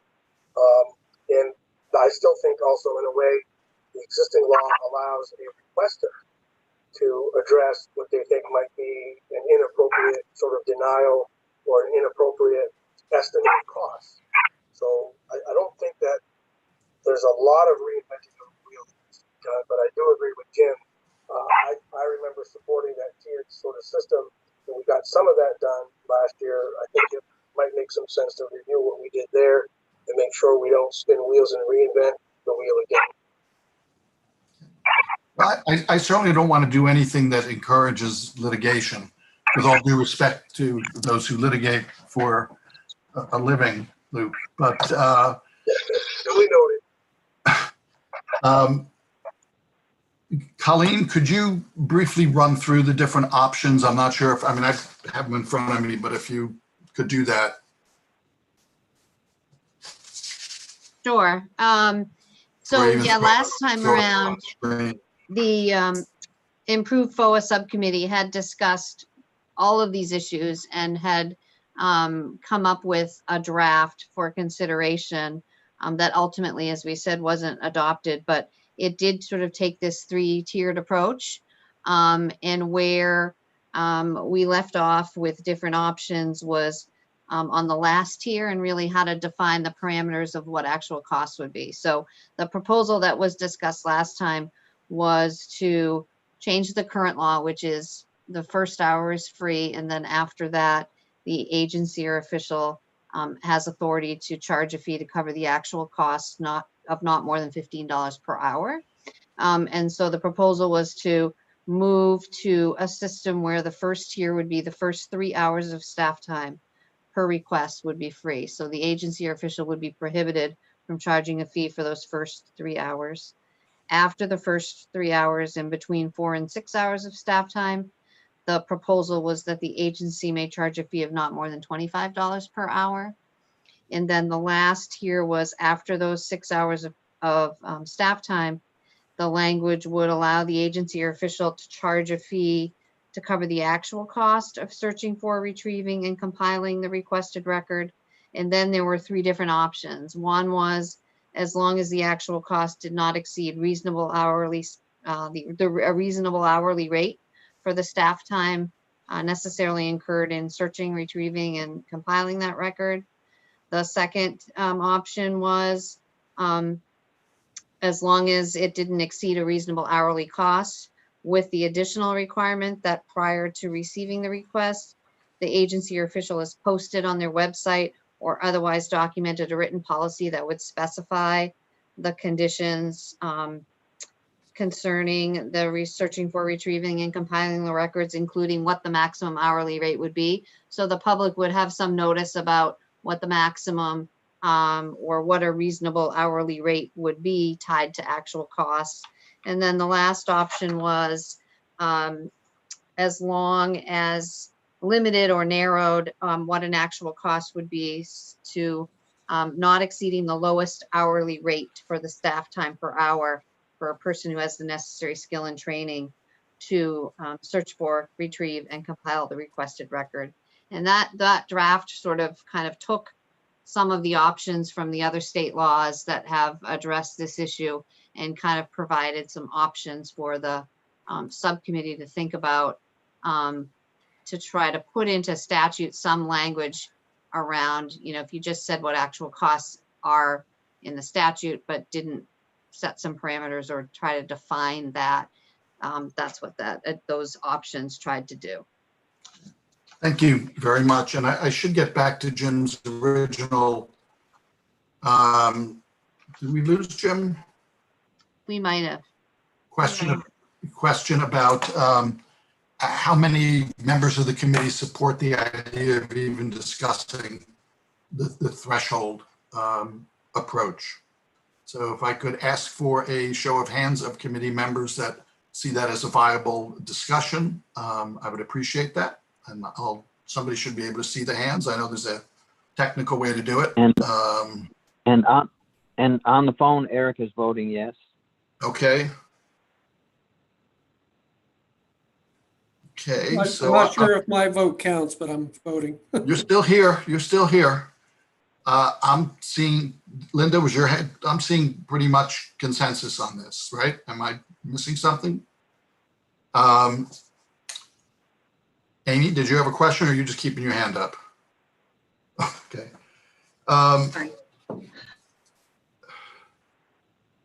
Does anybody have a strong view on the three options that were outlined, or would it be possible, and I know this is what Peggy hates when I do, but to weigh in on those electronically after you've had a chance to look at them? If you could send a poll around, Peggy, of the three, or Colleen, whoever does the polling, and we've noticed how effective polling is in the last week. Just as a way to move the ball forward, I don't think we're going to have the ability to have the discussion on all three options today. I've got some time limitations as well, and we still have a lot. Sure. Yeah, we could recirculate the draft and ask for folks to sort of prioritize or give some preference to options A, B, or C related to actual costs. Yeah. Okay, and Chris and Paul have to respond before the 10th, is that right?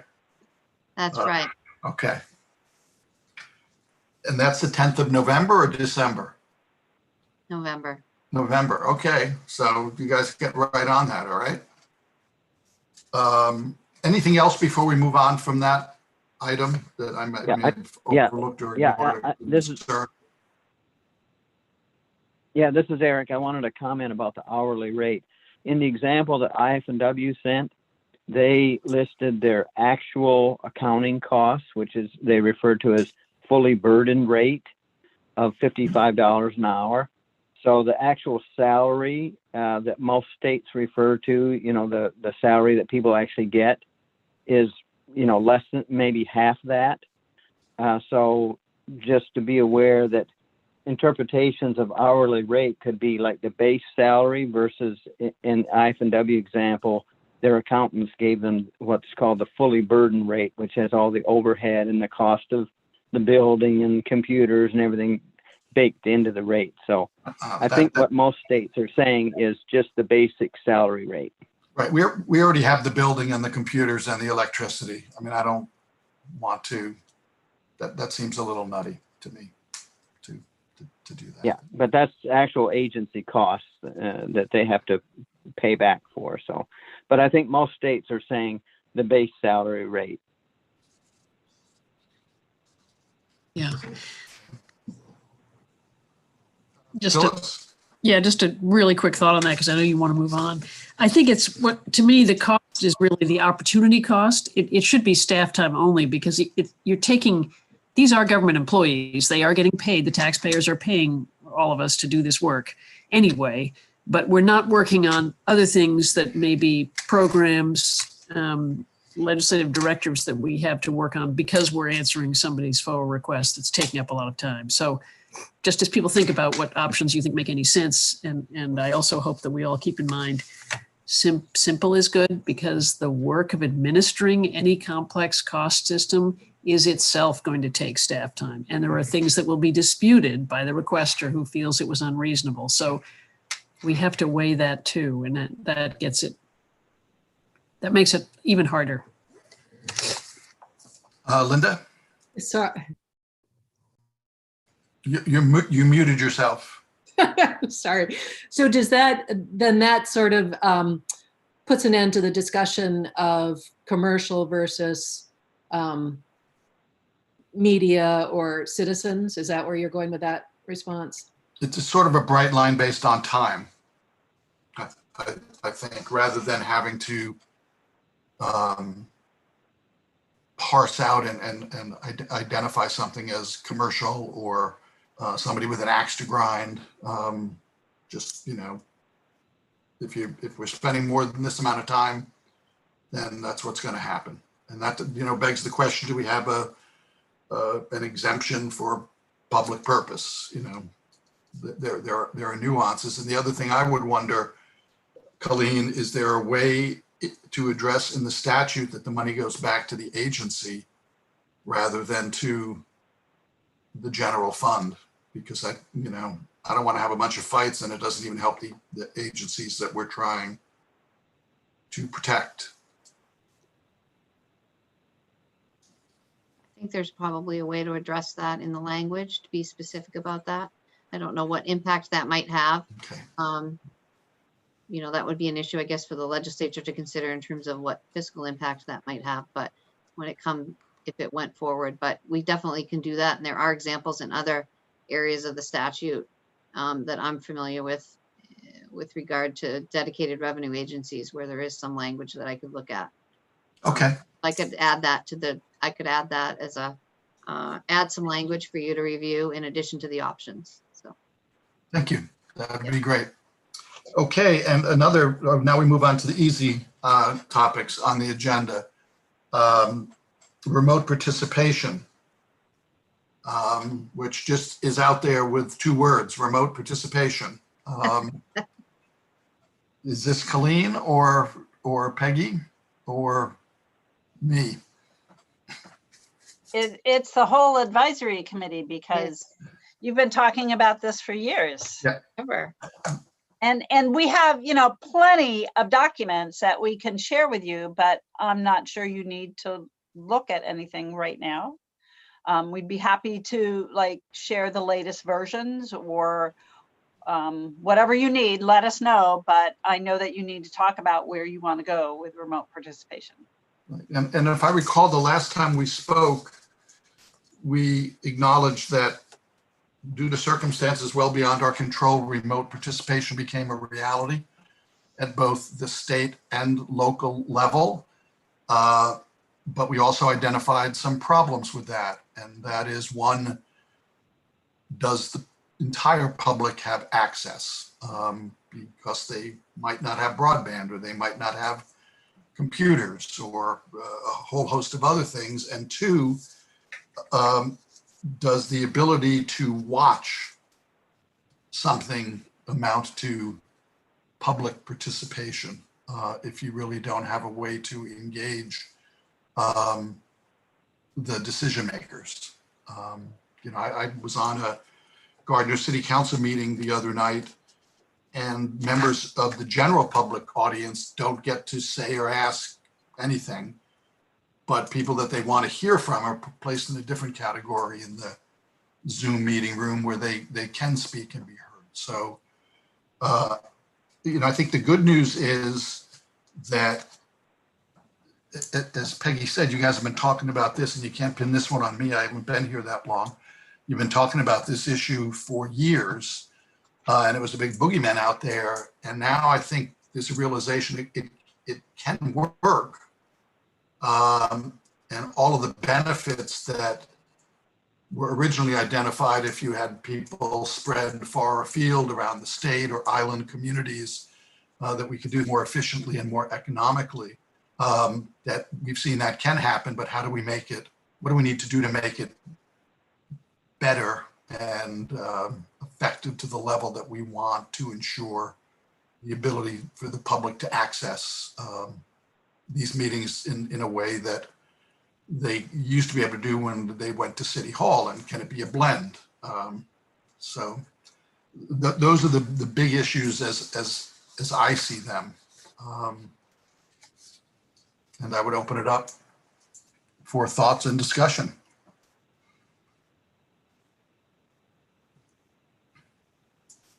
Just so we can tell Peggy and Colleen something. Yes, Linda, thank you.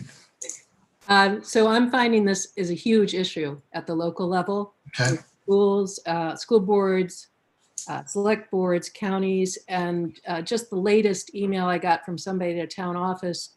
They're having a public hearing and they're so confused. The butters have automatic, it's easy opening. Do you know, is commenting via YouTube during a public hearing enough to give you standing if something goes to an appeal?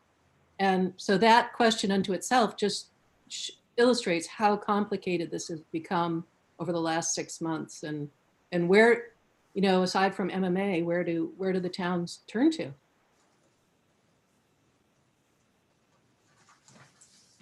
And towns are very different. You know, we have 417 plus municipalities around the state, some with ability to have high technical equipment, others that don't.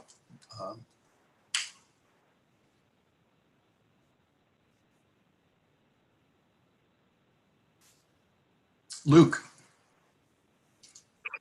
Thank you. So I would just point out, and I don't want to have this be a sort of an I told you so moment, but given that I looked at the chart, and I guess I've been the person on this thing the longest now, and there were people who were much smarter than me before that were trying to grapple with this issue. I think the beauty of what we tried to do was submitted the last draft legislation to the Judiciary Committee that got shot down, was that we wanted to set minimum parameters about what we thought would meet the intents and the goals and the requirements of FOA, but then allow localities or different agencies or entities the ability to set their own guidelines and protocols to tailor it to their needs and to their people who would be voting on and approving these types of guidelines. So I think we go to the last question that was right there. If you have a town that has concerns about how they do meetings in front of a board of appeals or a planning board, they have the ability to put those types of things in place with the legislation that this committee recommended the last time. So again, I think for me the highlight is the work that was done by the this prior committee. I think teed it up the issue so that it could be addressed now that we know we really, really need it in this type of unfortunately bad and unique circumstance. But I think we should not reinvent any wheels again. Maybe we get better reception from the Judiciary Committee under these circumstances and what we're learning now to sort of resubmit what we've done before.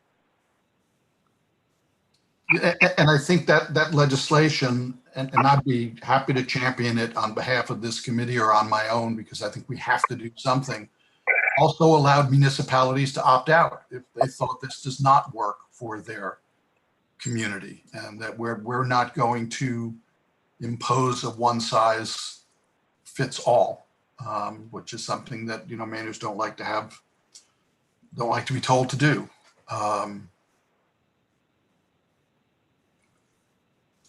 But I'm wondering if there are things we need to add to, and I'm not talking about reinventing the wheel, but, you know, putting hubcaps on now that we see that there are issues that have arisen in practice, or if it's too difficult to anticipate all of those and move forward with something quite similar to what we did last year. And then, you know, it came out of committee and then died on the floor. And you know, Linda has pointed out that there are problems that she's identified at the local level in terms of participation, in terms of standing, that, you know, maybe we do have to look at and take into account.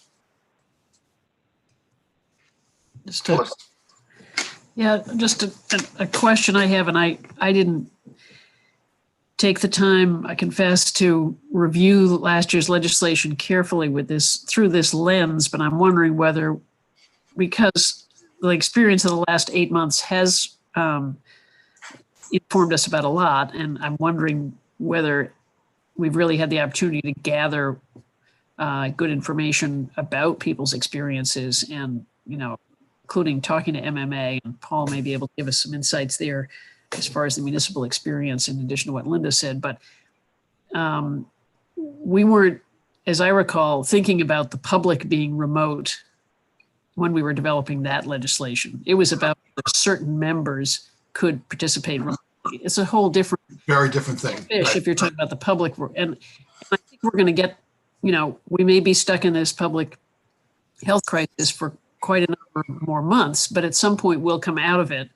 Right now, the executive order and the change to the special provision in FOA is in place, so that won't be there once we're beyond the public health crisis. So I don't know whether we want to really make sure that we look at the legislation again and think about, is there anything that needs to be different in light of what we've learned over the past 8 months, but thinking of it as a post-pandemic law, not a during pandemic law, because I think it does bring up a different set, two different sets of issues. So I think a first step, and I'll get right to you, Amy, is perhaps another poll of MMA about their experiences. That's not the one we're waiting on, is it, Peggy?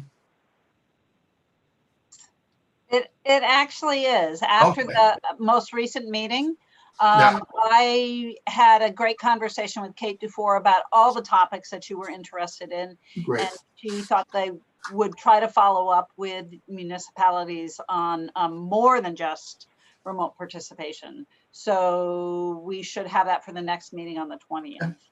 And I saw Amy had a hand up, and I see Paul has a hand up, so I'll start with Amy.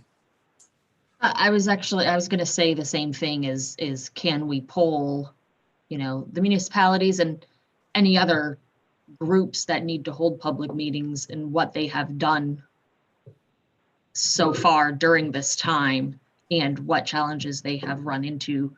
And I mean, on the state level too, what will happen in 3 weeks when the legislature is supposed to convene, and how will those meetings be held? Maybe you know, Tom? No, you would think I might know. I have no idea. We have our leadership meeting next Thursday, and I was told just report to the main entrance and you will be taken somewhere. It's interesting. Okay. A bit foreboding. Yeah. But I think in addition to hearing from MMA, which we will do, is the media has had experience with these meetings, and I'd be interested to hear what your perspectives are about. Do you feel you're able to access the type of information that you've traditionally been able to? Well, not necessarily. I'll say, there have been some proceedings that we've really had to put our necks out there and say, hey, remember us, you need to be giving us some way to be there.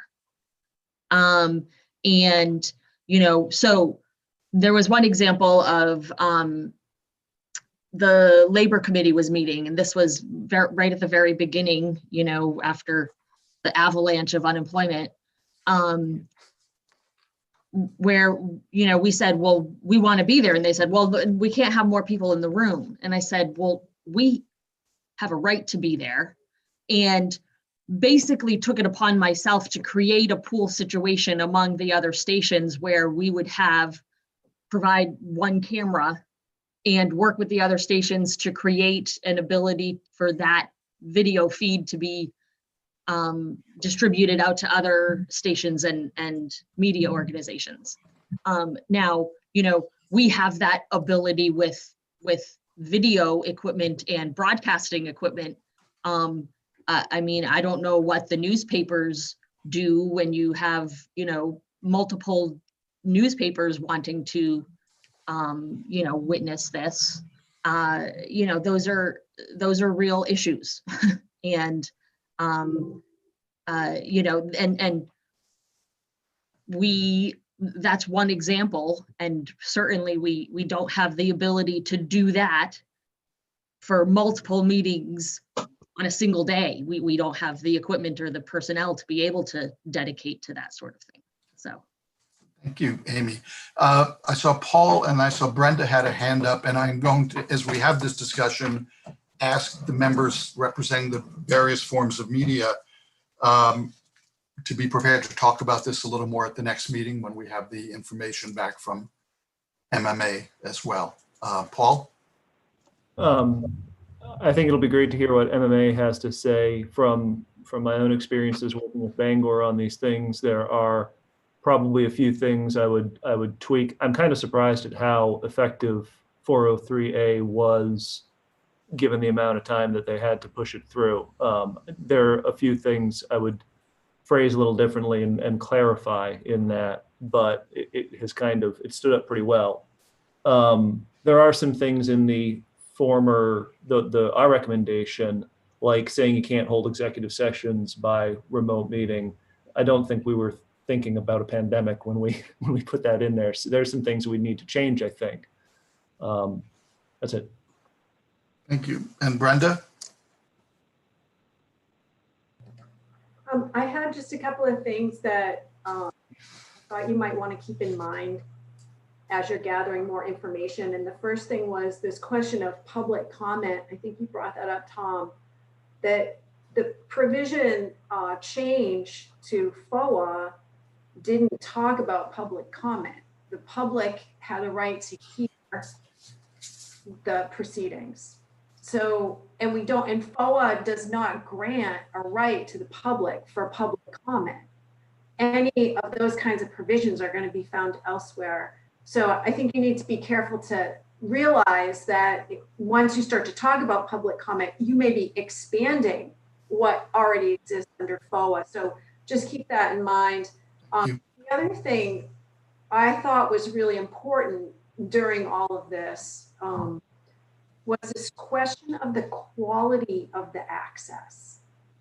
And is it really enough to be able to hear the proceedings from some distant location? Or what if it's a hybrid meeting, and these have happened and are happening, where it's partly remote and partly in person?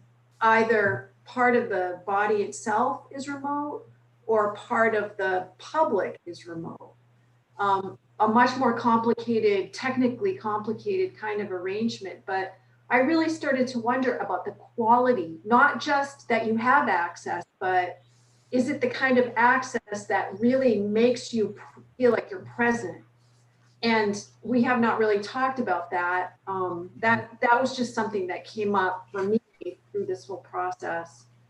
So those three things, the quality of the access, how does public comment fit into this? And then this hybrid meeting scenario, which is much more complicated. So those are just three things I would want you to be thinking about. And Brenda, when you talk about hybrid meeting, you're talking about maybe watching a meeting where the body is together in one place as opposed to watching a meeting like this where the body is spread all over? No, sometimes there's actually a meeting convened with certain members physically present in the room. Okay. Other members are joining that meeting via Zoom or whatnot. Okay. And I don't think that's what we envisioned. We envisioned at the beginning of the pandemic that everybody would be remote because we were locked down. And that was written with a lockdown in mind. And then those restrictions have loosened over time. And the way that these meetings are being conducted has changed as those restrictions have loosened. What becomes really tricky is when, say, the body is meeting in a space that has a certain capacity because of social distancing requirements, and they want to allow members of the public to join in person, but they can only allow a certain number. And part of what Amy's issue was not being able to get into the room because the room is full. And those restrictions are COVID. If those are COVID related, then what I've seen happen sometimes is that other members of the public have to access that meeting via Zoom. And then this quality question comes up for me. Is everybody really getting the same quality of access if some are in the room and some cannot be in the room? So we've had different versions of that as the circumstances have changed during the course of the pandemic. And I know you're thinking post-pandemic, which may be a completely different set of variables, but I do think we need to think about this. Are we suggesting that remote participation requirements or provisions would apply in either a state of emergency or under normal conditions, and would they be the same? So it gets, you can see there's just a lot of different versions here that are all possible and that go well beyond what we were thinking with the legislation that's already on the table. I just wanted to bring those few points to your attention. Just to simplify things more, right? Yeah, sorry Right. about that. There are obviously lots of issues we didn't consider, and nor could we have considered. Amy. I think that those are good points, certainly. I think the quality is obviously a big issue, especially where we have so many people in the state who still do not have broadband service. However, I mean, even this meeting itself is an example where Eric's joining us on the phone and he's still able to chime in whenever he wants to. You know, people can chime into meetings. And I will say that I do believe that this solution we've all become Zoom proficient so quickly. The one good thing about it is that it does allow a two-way conversation. Whereas previously, you know, people could listen to things that were happening, to meetings that were happening. The audio was being fed out there, but people could not chime in an easy manner. They had to email somebody in the committee room. You know, they had to text message somebody. Whereas this format at least allows a person to respond right away. Now, I know you're talking about, you know, various rooms where people who want to comment are put into one group, and then the other group is just people who are not going to interact. But the fact that there is the ability to create that we need to acknowledge that and you know, perhaps use that to you know, formulate our direction. You know, I think that there are definite positives that come out of this new way of doing things that we all have figured out. And we really should use this going forward. And you know, I mean, you know, lots of municipalities may carry their city council meetings on public access channels and everything, but those are one way. You know, it's just for people to view it. This really is a great format to allow people to be able to comment much more so than in the past.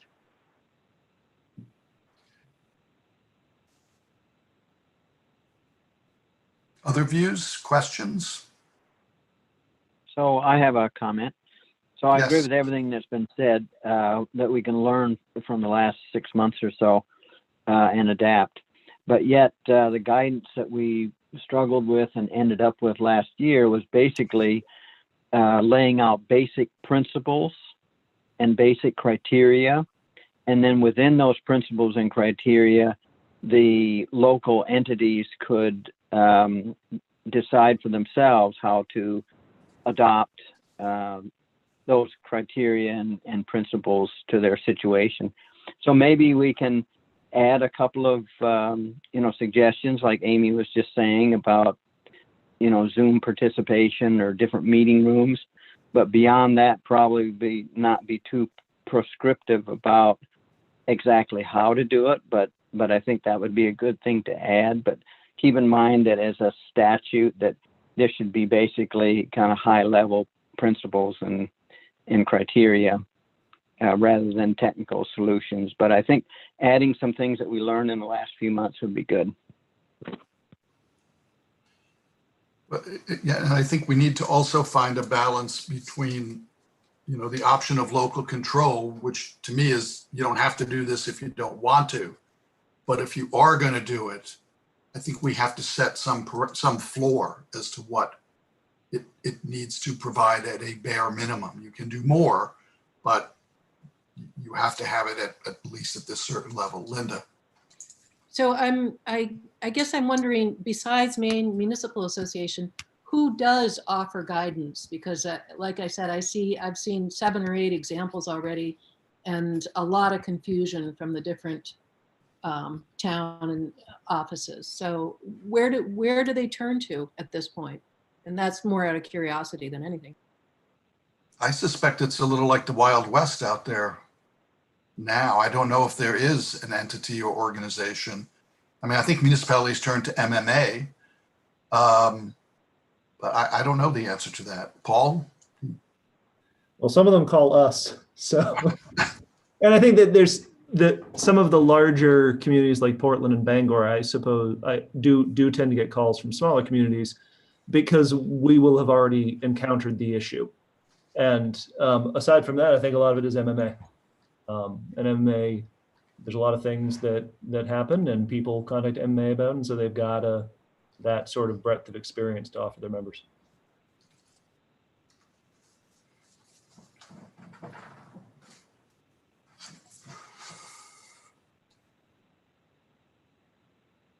Okay. And again, we're not closing this, but we'll be talking about this more with additional information on our meeting on November 20th. Colleen and Peggy, if you could, although I'm sure we all have this somewhere in our electronic and personal files, remind us of the legislation, send us the legislation that was ultimately rejected so that we all have that to look at as we prepare for the meeting in December. Peggy already did. Yeah, You just to already did? clarify, I did send the draft that you had voted on last year around this time.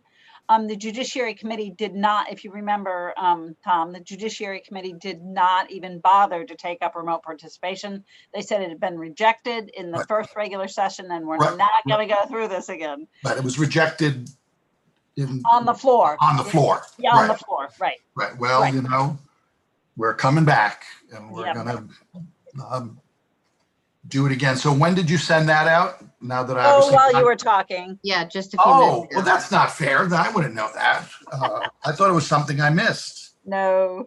Okay. Yeah, since I'm not on video, I saw it right away. Thank you. Okay. Show off. And it's really too long to screen share, and I don't think you want to prolong the discussion right now anyway. No, we don't. And we have lost Phyllis. Or she's still there. She told me she had to leave. Still listening. Another meeting.